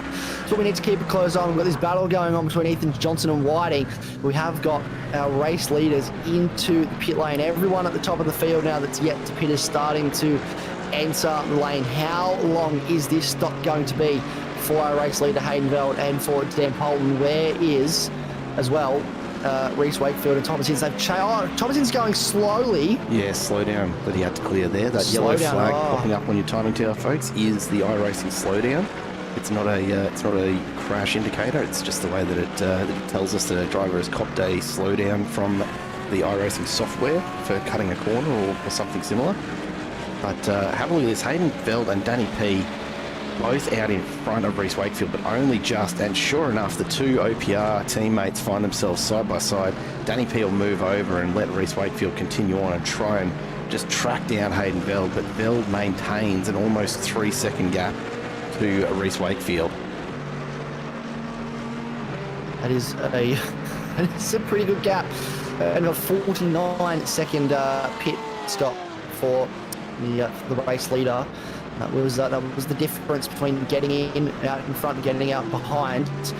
Reece Wakefield, who now has the task of setting after him with just about 10 laps to go in this race. Thomas Hinds, that slowdown penalty may cost him a podium here, as he has to now find a way past Dan Poulton. And yeah, Ruben Dan, I don't think he can get to the end of this race with the fuel that he has. How long can he make this last though? Will there be maybe a late safety car that could go in his favour as well, that could help him? We don't know. We'll have to keep a close eye on that. But Chris Lashbrook as well. He will be. Chris Lashbrook's 16th after these stops started to play out. There's a few names that I'm actually surprised by. Just Salhani as well is in 10th place after starting from the front row. So it has not been a great race for James Salhani. Chris Miller and Liam Jensen coming together there. Just side by side through the hairpin. And not the hardest thing to believe, given how hard these drivers have been pushing all night. But that now lands them right in the middle of this pack. Miller out in front, Jackson Austin, Liam Jensen, Nathan Bowman, all duking it out here for 17th.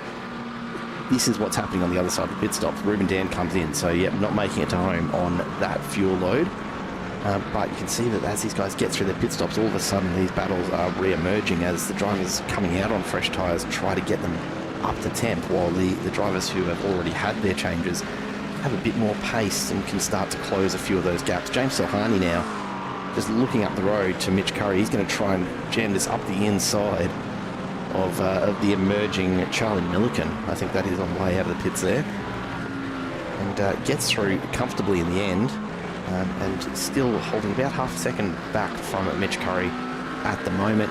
Out in front, Reece Wakefield and Danny P. Fair way separated, actually. Danny P just hasn't had the pace yet on those tyres as he tries to bring up to temp. Thomas Hinds sticking with him at the moment, also can't quite get it moving a bit of a jump over that curb will slow him down a fair bit, so look for Hinds to close it right up here, and he does, right onto the rear bar. As we look back from Thomas Hinds, the gap back there to Sebastian Varndell looks like an absolute ocean at the moment, doesn't it? It's only 2 seconds, but from what we've seen tonight, that may as well be 20 seconds.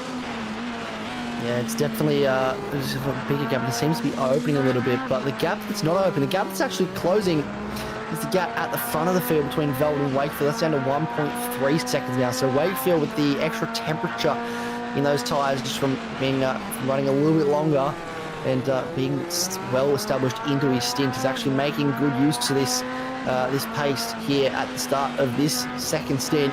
He's trying to make inroads on the race leader. Remember, they are first and second in the championship at the moment as well. And then Dan Poulton sitting in third, about 1.6 seconds back. But this is Thomas Hinds. He wants to try and find a way past, wants to get back onto that podium. He's desperate, you could say, to get onto the podium in this race. And a double podium here would be really good for the man who sits 19th in the championship coming into this round. He would desperately like a really good result here at the Bend. And look, nothing wrong with a fourth, but I've never known any of these guys to settle for a fourth when a podium's on offer. So, you know, 7 odd laps to go. Thomas Hinds is going to continue to push, going to continue to put pressure on Danny P.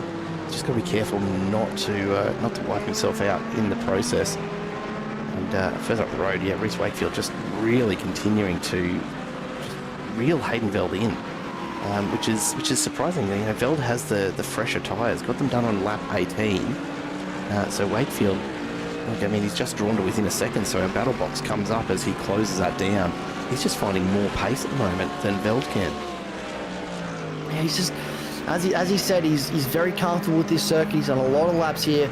He just knows where to find the pace. And I think in that first stint, we weren't really seeing an accurate representation of what he could do. He just couldn't find a way past Varndell. Those Mustangs very quick in a straight line, which makes them super hard to get in the slipstream of down that front straight. But he'll be trying to put that Mercedes AMG engine. It's really good use at the moment, just to try and close up on the back of the race leader. And with still plenty of time in hand here, I think he's just going to try and be a little bit patient here. Just bide his time and not rush anything. We spoke about earlier about how Hayden Veld is super patient, but I have no doubt Reece Wakefield is also a very patient, very experienced operator in these situations, and he won't try and force the move. He'll wait for the right opportunity to put that pressure on the man in front. Yeah, he absolutely will. And I will be clear, I was admonished in the chat for suggesting that Veld is patient. Apparently not one of his strong suits, according to those who perhaps know him a little better than I do. But certainly from what we've seen so far this season, he's not done too much that I'd class in the silly choices bucket, evident by the fact that he keeps coming away with some pretty strong results. It will be interesting to see just how this ends up here tonight. Even if they do finish in this order, I don't think it'll change the championship standings a great deal, but of course, drop rounds can do all sorts of funny things. When you've got cars that are consistently finishing at such a top end of the field, those few points difference that a drop round can make can be all that it comes down to. Josh Harris saying surely no one took tyres. Well, mate, look, I don't know. Honestly, is the answer. I can never remember quite how long it actually takes for a GT3 to grab tyres in iRacing. It wouldn't be something that you'd think you necessarily need to do for such a short race, but if the offer's there, would you not go for fresh ones just in case you get that extra 10th per corner or even a 100th per corner? It's got to be worth it, surely. I would think in a way it would definitely be worth it. It depends how much time that costs you in the pit lane, whether it's covered by the fuel that you're putting in the car. But I would think that fresh tyres, especially towards the end of this race, are actually going to help you quite a lot. And maybe that's the difference in what we're seeing with Reece Wakefield and Hayden Veld. Maybe there is a tyre deficit there, and that's why he's just so much quicker at the moment. He's now within half a second of that car out in front. And this is another man who's within half a second of the car in front. That is Thomas Hinds trying to find his way past Daniel Polton. You just can't do it at the moment. It's so difficult to overtake around here. We talk about how easy it is to get alongside, to initiate a move, but to make that move stick, to pull it off with the just the required lines you have to have around here with how technical this track is. It's super hard to find any lasting way to get past unless you can really draw alongside with authority.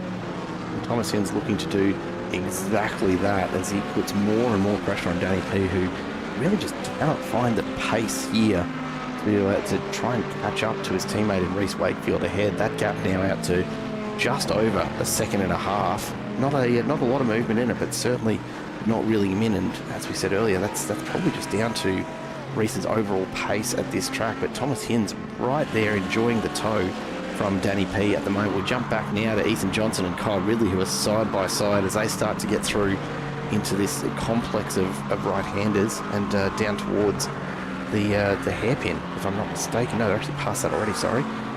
But like you've got to get back in the single file earlier than that. And Ridley's actually cost himself a good couple of tenths by just trying to push the issue a little too long. He needs to be right underneath the rear bar of Johnson's Aston to set up a move onto the main straight and into turn one, because otherwise he's going to find himself stuck here again. Ethan Johnson up 11 spots. Kyle Ridley only up 1 so far, but still performing fairly well, and he's got to be happy with this result if he can hold it for just a few more laps as we get closer and closer to the end of race number 2 here in this round of the French Car Care GT3 Championship. Glad to have you along with us, folks. It's been a very, very full-on race, Isaac. I can't think of a better race that we could have started you off with here. Yeah, I was very excited when I saw the Bend was on the calendar and I was presented with the opportunity to be in the booth tonight. I was very much looking forward to it because this circuit, it's only been in iRacing for a short amount of time, but that's a recipe for some good racing because everybody's still starting to learn it. So everybody's still getting their head around how to race here, and it means that everyone's they can throw up some curveballs as well, because you've got tracks that have been on this game for a long time, people that know it inside and out, like the back of their hand.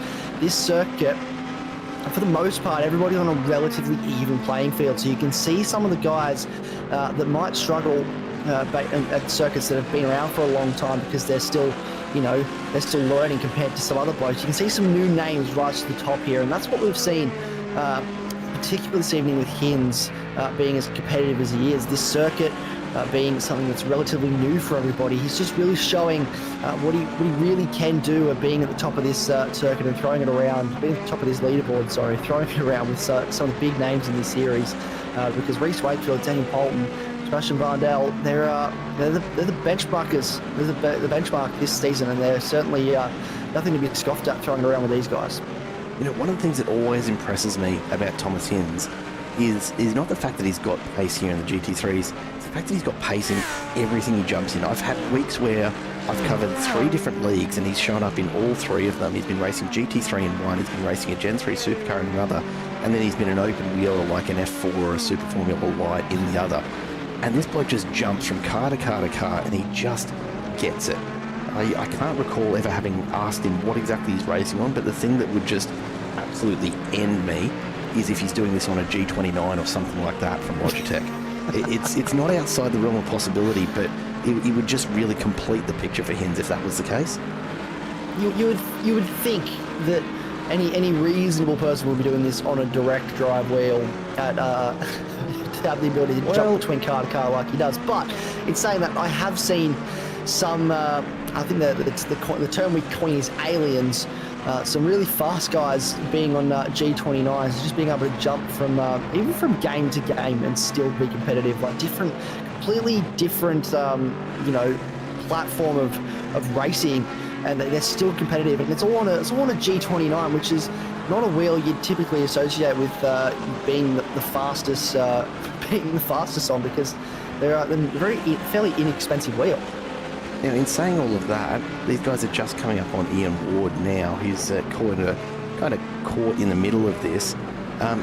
Ian Ward, for the longest time, was here competing, and look, he's not had a great run tonight, so probably not a great representation of it, but he was driving for the longest time on controller, and I'm not sure whether he still is. I know he's got a wheel set up, but I know he was having some issues with getting it actually running the way that he wanted, so he may well still be on a controller tonight. I mean, it takes all kinds, and that's one of the beauties of sim racing compared to the real world, right? It doesn't actually require a massive budget to be competitive. I know for a fact Ian Ward still races on a controller on console when he competes in a couple of series that he does on console. So whether he's still on controller for this as well, and it remains to be seen. I know he did a 24-hour race earlier in the year on console on iRacing, which is using on controller. Sorry, on iRacing, using a controller on iRacing. Something I don't think I'd be able to do. We've got side by side between Hinz and Poulton. This is for the podium. They're still side by side, and it's very wide from Poulton. He's going to have to yield the position there, and Hinz has the better line through that corner, and that means he gets himself up into the podium. He's been trying this for a while. He's been stalking Poulton for a good number of laps now, with about 2 laps to go in this race. He's finally got the move done, and he can start to put the foot down. I don't think he's going to catch Wakefield out in front. 1.1 seconds is the gap. He could, but I just think he's too far up the road. But Wakefield has dropped right off the back of Veld now, so this hopefully no mistakes, barring no mistakes from Veld, should be wrapped up for the Lambo. Now, that said, Reece Wakefield did appear very, very briefly there in our battle box as they did get a bit closer. So we had a bit of a moment through one of the turns. Seems to be back on pace now, but you know, that's all it can take is a slight misstep. You know, dip a wheel into the grass under braking or something like that, as we see Daniel Harrod go through, and Jackson Austin left very, very wide on that corner. So he's going to drop right off the back here. Further up, Ruben Dan all over the back of Chris Miller from Fishy Motorsports. Ruben struggling to get positions back. He's down 14 now from where he started, which, considering some of the driving we've seen from him, probably not what he would have been looking for, but he's had to make 2 pit stops, remember? So still up to the top end of the field. You can't argue with that. Meanwhile, though, back out in front, Hayden Veld sits out in front. Reece Wakefield now is starting to have to watch the mirrors because Hinz is closing that gap. These guys are both Hinz and Poulton, while they've been battling, they've still been making inroads on Wakefield, and he's got a lot of pace in that Corvette. In the latter stage of this race, I think Wakefield is starting to feel the effects now of pitting early, going for the undercut. And Hinz and Poulton, they stayed out later in this race, meant that they put fuel in later. Whether they took tyres or not, we don't entirely know. But if they did take tyres, they definitely would have a fairly large advantage over Wakefield at this stage of the race. And we've got about 1 more lap to go. He's within a second, so he's close. But is he going to be close enough to get a move done within this last lap? Yeah, it's pretty unlikely, but just based on the pit box times, I don't think they will have taken tyres for any of them. Just refreshing my memory, I think it's about 25-30 seconds for a full set of tyres. Given that everyone was in the pits for, like, let's call it 14 seconds on average, possibility that they've maybe changed 1 or 2 tyres, but that's a bit fiddly to be worrying about when really you just want to get back out there and keep going. These tyres last a long, long time. They're not supercar tyres. They're not done within 10 laps, and you could discard them at a pit stop. But they are much, much slower to change over. That'll be the white flag now as Hayden Veld crosses the control line. So we're into the last lap. One last chance for Thomas Hinz to try and close the gap to Wakefield. I don't think Wakefield's got it in him to close the gap to Hayden Veld out in front. But the racing is not done behind. Kyle Ridley and Michael Whiting have been going back and forth all through the last lap or 2 now. And neither of them seem willing to give it up, which is not surprising. Ridley's right where he started. Michael Whiting up 7 spots so far, is definitely on the move. It's been a great race from Michael Whiting. He's made really just advantage of the pace that he's had today, moved up the order. But really, if he has anything to say about it, he's going to take one of those spots off him. And he looks to the outside in the braking zone in turn 1. Looks like Whiting's, sweeps around the outside from Kyle. Really, what a move. I thought Whiting just had the better second phase of the braking zone there to hold on, but really just carried a little bit more speed through the corner and I swept around the outside. That was a lovely move to get past. And now here we go, the top 4 all within a second of each other. So that makes for a lovely picture, but I just don't think anyone's close enough to make any moves at the end of this race. No, look, it's going to take a real error from one of these drivers for anything to change here. That said, Wakefield now to within half a second. He is pulling Veld back, but it's just a case of too little too late. He's just not quite going to get there at this stage. But look, I mean, stranger things have happened, right? But if you see the four of them come down, there's just too much room between them. Regardless, though, an amazing drive from all four of these drivers to finish where they have, and so far out in front. Yeah, Sebastian Vardell right there as well. He'll be coming home in fifth as they come across the line. Hayden Veld will take the win ahead of Reece Wakefield and Thomas Hinz. What a drive from all four of them. As you see in the background, Sebastian Vardell just coming across the line there. And then the rest of the field, not only very spread out, but a long, long way back. Michael Whiting and Kyle Ridley are going to take this all the way to the line. Ridley still out in front. Whiting still looking for an opportunity. It's not over yet. Meanwhile, Chris McVie and Chris Lashbrook in the background also struggling to sort this one last position. It looks like, though, Ridley's just going to hold on and let up very, very close at the line in the end. Only a tenth separating them, as Chris Lashbrook just cannot get there. Chris McVie will come home in 14th. Only a couple more battles going on. Nathan Bowman flashing the lights furiously there. I don't know if we've missed something with Ruben Dan ahead, or what the go is, or whether he's just got a button stuck on or something, because they're still going. Don't know what we're missing. That's been most of the race. I saw him flashing the lights earlier, which I thought the same thing, but if it's still going, I'd suggest that's a hard they've gone off then. Something, right? But it's got to be some sort of button stuck somewhere which says that the lights were done. But the lights are turned off now, so maybe he was just trying to do it as a distraction technique. What have we got going on here? Welcome to Hayden Veld's favourite race win celebration. He will take the entire lap in reverse as his way to celebrate a win. I don't think he's usually out of fuel at this point. He just, for whatever reason, just enjoys taking it around in reverse. It's just what he does.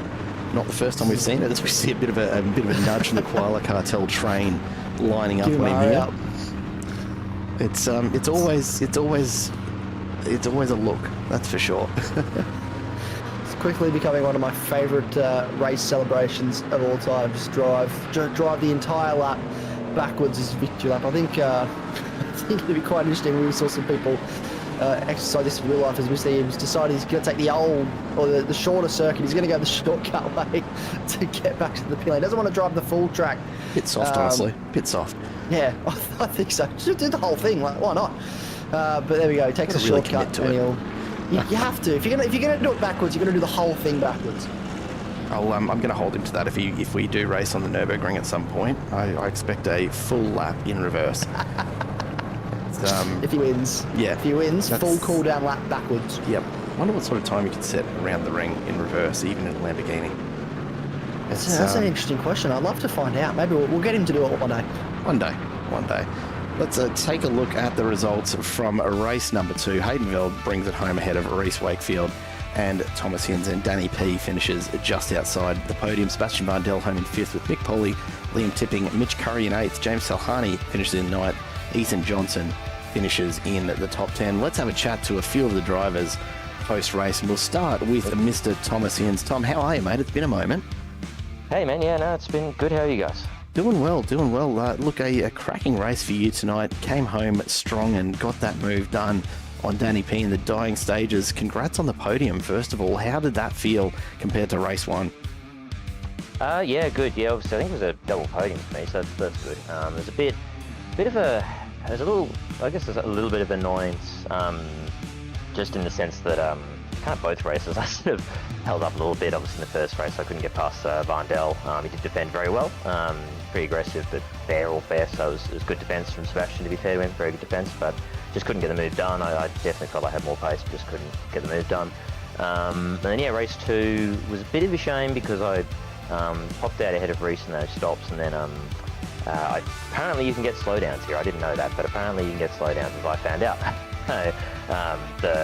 The sort of that sweeping right-hander for the last 2 corners, I just went a touch too wide, and it gave me a second slowdown, so I had to slow down a bit, which let Reece go, and in the end that sort of ultimately let Danny through as well, so I had sort of lost time trying to get past him, and it turned out so yeah, I think if I hadn't have had that slowdown, I maybe could have fought Hayden for the win potentially. Obviously, who knows if I would have got it, but could have had a chance to at least fight for it. But end of the day, 2/3 double podium. I can't be too upset with that, especially after it's not been the best start of the season for me. Yeah, well, look, mate, way to bring it back again for sure. And we see, of course, the points will add up, and we'll take a look at the championship standings very, very soon. But all in all, a pretty solid night of racing for you, Tom. Congrats again on the results tonight. We'll take a look at the points. Anyone you want to give a shout out to before we say goodbye? Yeah, just obviously Henry for putting the paint together for the vet. Looks fantastic. And just the whole team for always being supportive. No matter what racing I'm doing, they're always very supportive. So big thanks to them for that. Obviously, big thanks to MC for putting on the series. It's always been great fun. It's always, since I joined, it's been a lot of fun racing in this. Really close, hard fought, but generally clean racing, which is what you want out of a league. So great stuff. And big thanks to you guys as well for broadcasting all for us to watch. So thanks for that. Always a pleasure, Tom. Thanks for dropping by, and congrats again, mate. We'll hopefully chat to you again sometime throughout the season, hey? Sounds good, mate. I'll see you then. Easy done. Thomas Inns taking home P3 there in race number 2. We go now to your second place finisher, Reese Wakefield, back to the booth once again. Reese, good to have you joining us again for race number 2. Almost got there, but in the end just couldn't catch Hayden. Yeah, well, what a start to that race that was. It was a little weird resetting grid positions, but after that it's kind of just reset the mind frame back into a start, and then got a couple positions, lost one to Vandel, and then I was waiting for Vandel to catch up to Thomas Hinz, but it wasn't happening, so I made the call to do an early pit stop so I could undercut, and it turned out well, except for the fact that I underfueled myself. We were wondering what happened to your pace late on, and that would explain a few things. Yeah, I caught right up to Hayden, and I'm like, okay, I've got it here, like 7 odd laps to go, and then I look at my fuel, and I've got 6.4. Oof. And I'm like, oh no. So I had to fuel save for 6 of the last 7 laps, and then on the final lap I had enough to push to try and get him. But by that time I was just a little bit too far back. So, but I'll take the P2. Mate, it's a good haul of points all around. Absolutely, it's not quite a double podium, but certainly can't be argued with. Mate, huge drive, especially considering the fuel saving that you did need to get done. Before we say goodnight to you and let you go, catch up some more with your teammate Danny P. Anyone you want to give a shout out to for tonight? Obviously, the boys that are over at OPR again. They keep pushing me every day. Everyone watching, I know I got some people out there watching, so shout out to the support base, the fan base. Slowly becoming the crowd favourite now, so. But no, yeah, and big shout out to you guys for putting this on every Monday, giving the viewers something to watch. It's good racing out here. Oh, massive race tonight. Certainly one of the more interesting races that we've had in a little while. And I'm sure everyone's going to enjoy watching that one back. Reese, massive drive from you tonight. Congrats. We'll catch up with you soon, I'm sure. Well, thanks, guys. See you next week. Reese Wakefield taking P1 in the first, P2 in the second. But we save the best for last. The triple ride in terms of g'day Hayden. Sorry, I know I've dragged you in, mate, in the middle of going through that. But welcome to the booth and congrats on the win. I've just had the absolute pleasure of introducing Isaac to your much beloved race win celebration there, and I think we've turned him into a fan, mate. Yeah, look, it's always good fun to celebrate in a bit of a different way. A big shout out to, once again, Henry King for teaching me that one. One of the mentors back in the day, and showed me how to celebrate in style. Well, it's been a race worth celebrating, of course. Reese had just so much pace in race number 1 there, and I'm sure you probably had a few thoughts about what was going to happen when he came out behind you from the pits, but in the end, unfortunately, with a little bit of underfueling, he just wasn't able to really press you as much as we were kind of expecting to see there. I'm guessing that probably felt a little less stressful than it could have otherwise. Yeah, not gonna lie, when I came out of the pits and I seen Reese was right behind Danny, I'm like, well, he's got to get left straight through. And I'm like, it's all good, it's 3 seconds. And then it very quickly got to 1 second, and I was stressing, and I had to really lock in, and he was still all over me. And then I seen that he must have been short on fuel, and he sort of backed off, and then I had to look at my fuel and went, oh Jesus, I'm I'm actually struggling a bit too. So luckily he was struggling more than me and he had to back off a little bit more, but it ended up all right in the end. Well, can't argue with the result, and another great night for ERT as well. Mate, before we let you go, anyone you want to say hello to or shout out? Obviously, once again, all the guys at ERT, Logitech, OG, MPI, all those guys, help us out a lot. All the guys who race with us, like, it's really good racing, really fun. Like, Reese always puts up a good fight, all the OPI guys, and Hinsey was also really fast tonight. Obviously, all you guys in the booth put in a great broadcast. All the race control guys may not always get along, but they do an unbelievable job of sorting everyone out. So, thanks to all you guys. Always a pleasure, Hayden. Congrats on the results tonight, and we'll take a look at the championship standings in just a second. We'll let you get back to it and unwind a bit, hey? No worries, mate. Thank you. Hayden Veld takes the win there in race number 2. And Isaac, that's about it for tonight, isn't it? I mean, we've got a bit of a provisional championship points update to go through, but I can't imagine there's going to be a lot of movement. Indeed, you see Reese Wakefield, Hayden Veld, and Danny P, of course, before drop rounds, retaining those top 3 spots. Sebastian Vandel picks up a nice little haul of points, but it'll depend on what he drops away. The big mover, unsurprisingly, Thomas Hinz, picking up a good chunk of points, and he's going to put himself right back into contention once he drops one of those lower rounds from the first 2. Already, we're not even at the halfway point of this season, and it's shaping up to be a pretty tight race at the front end of the field. Yeah, there's not a lot in it, is there? Less than 100 points between the top 4 drivers, and Thomas Hinz just outside that with about 104 points, the gap between himself and Reese Wakefield. Obviously, there's a drop round to factor into all of that. Liam Tipping's jumped up into the top 10, up 12 spots after tonight's performance. That's a wonderful drive from him. And James Selhani with that top 10, or double top 10, I should say, tonight, jumped up 16 spots in the championship as well. So a few movers and shakers up and down the field, which is really good to see. But obviously, as you said, only 3 rounds into this season. There's still plenty of racing to go. So it's going to be interesting to see how this continues to unfold as we get further into the season. Yeah, cannot wait. And of course, next week we go to Mazzano, which is a new track to me. I've only covered it once so far, I think, but last time around it put on some amazing racing, and I'm expecting more of the same next week. For now, though, that does wrap us up here for round 3 of the French Car Care GT3 Championship at the Bend, put on by, of course, MC Motorsport. And a massive thank you to all of the sponsors who make this all possible every week. A huge congratulations to all the drivers tonight, and a massive thank you to you all at home for being along for the ride. My name's Jared Cole. In the booth with me has been Isaac Fogarty of TrackSpot TV. A massive, massive thank you to everybody for sticking with us for another week. We'll be back next week with some more amazing MC Motorsport action. But if you can't wait that long, we do, of course, have racing happening Tuesday and Thursday nights as well. So stick around. We've got more coming away. It is, though, goodbye for now.